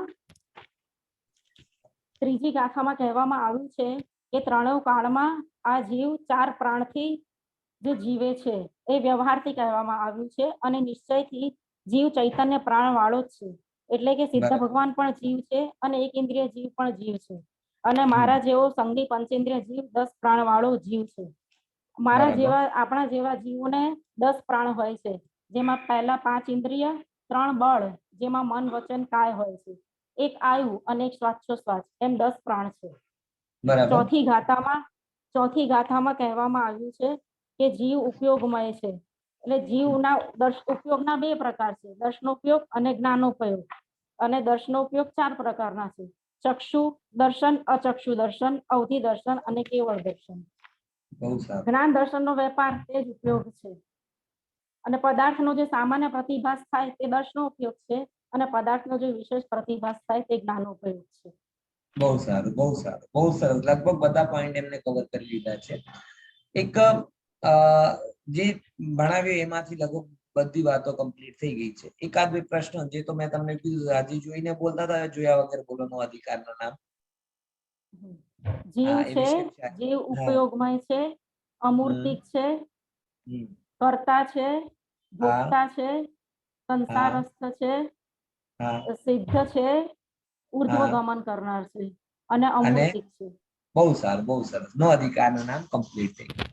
બીજા નંબરનો એક પ્રશ્ન તમને સિમ્પલ કહું કે આમ જોવા જઈએ ને, મંગલાચરણમાં એક શબ્દ આવે દેવિંદ વિંદ બંધમ, એનો શું મતલબ છે? જે દેવોના ઇન્દ્રો છે તેમના દ્વારા પણ જે પૂજનીય છે તેવા જીનેન્દ્ર દેવ. દેવિંદ બિંદ બે શબ્દ વાર, એક વાર બિંદ છે અને એક વાર બિંદ, બે વાર બિંદ આવ્યું છે. દેવોનું વૃંદ છે તેવા. વૃંદ એટલે સમૂહ. તો હા, સમૂહ. દેવેન્દ્રોના સમૂહ વડે. હા. હવે સમૂહ એટલે શું શું આવી ગયા એમાં? 100 ઇન્દ્ર. દેવિંદ ઇન્દ્ર, વિંદ હા. બંધ 100 ઇન્દ્રોનો સમૂહ પણ જેમની સમૂહ વંદના કરે છે. બરાબર? થાય મેં છે. તમારી સામે હા. કલ્પના રાખી હતી ને, એટલે હા, નરેન્દ્ર મોદી હા, નથી નરેન્દ્ર બોલાવવાનું મારી મોદીને. પાસે. હા, આપણે બધા દેશોના પ્રમુખ બોલાવી લેવા. બરાબર? હા, આવું હા. આવું જેની પ્રભુતા હોય એ કેવો એમ. બરાબર ને? 100 ઇન્દ્રોના નામ ખ્યાલ. એક પહેલા નંબરની એક તમને પ્રાથમિક પ્રશ્ન કરું કે પ્રયોજન પછી કેમ રાખ્યું, પદાર્થ પહેલા કેમ રાખ્યું? પદાર્થને આપણે જાણીશું તો આપણું પ્રયોજન આપણને ખબર પડશે. ખબર? સાચી વાત છે. ગધેડાના સિંહનો શું કરીશું તમે પ્રયોજન? ખબર જ ના હોય તો પછી જે વસ્તુ જ ના હોય, બરાબર, એ વસ્તુનો પછી ક્યાં વિચાર કરો? બહુ સારું. એક ઓર પ્રશ્ન જે છે બહુ સરળ છે કે જીવનો આટલો વિસ્તારથી વર્ણન કેમ કરવામાં આવ્યું? જીવનો જે નો અધિકાર પૂર્વક વર્ણન છે એ કેમ કરવામાં આવ્યું છે? હું પોતે જીવ છું અને મારે પોતાનું કલ્યાણ કરવા માટે જીવનો જાણવું જરૂરી છે. એના માટે. બરાબર, બહુ સારું. એટલે જીવ છું અને જો મને મારી જ ઓળખાણ તો હોવી જોઈએ ને. આખા ગામને ઓળખું ને મને જ ના ઓળખું તો કેવી રીતે કામ ચાલે? એટલા માટે અહીંયા નો અધિકાર વડે બહુ સારી રીતે જીવતનું વર્ણન. બહુ સરસ તમારું વર્ણન વિશે વિચાર કર્યો બેન. ખૂબ સુંદર. બરાબર, ચલો આવી રીતે આપણે નેક્સ્ટ સેટરડે ભણીશું અને ફ્રાઈડે 12 ભાવના ભણીશું. જય જીનેન્દ્ર.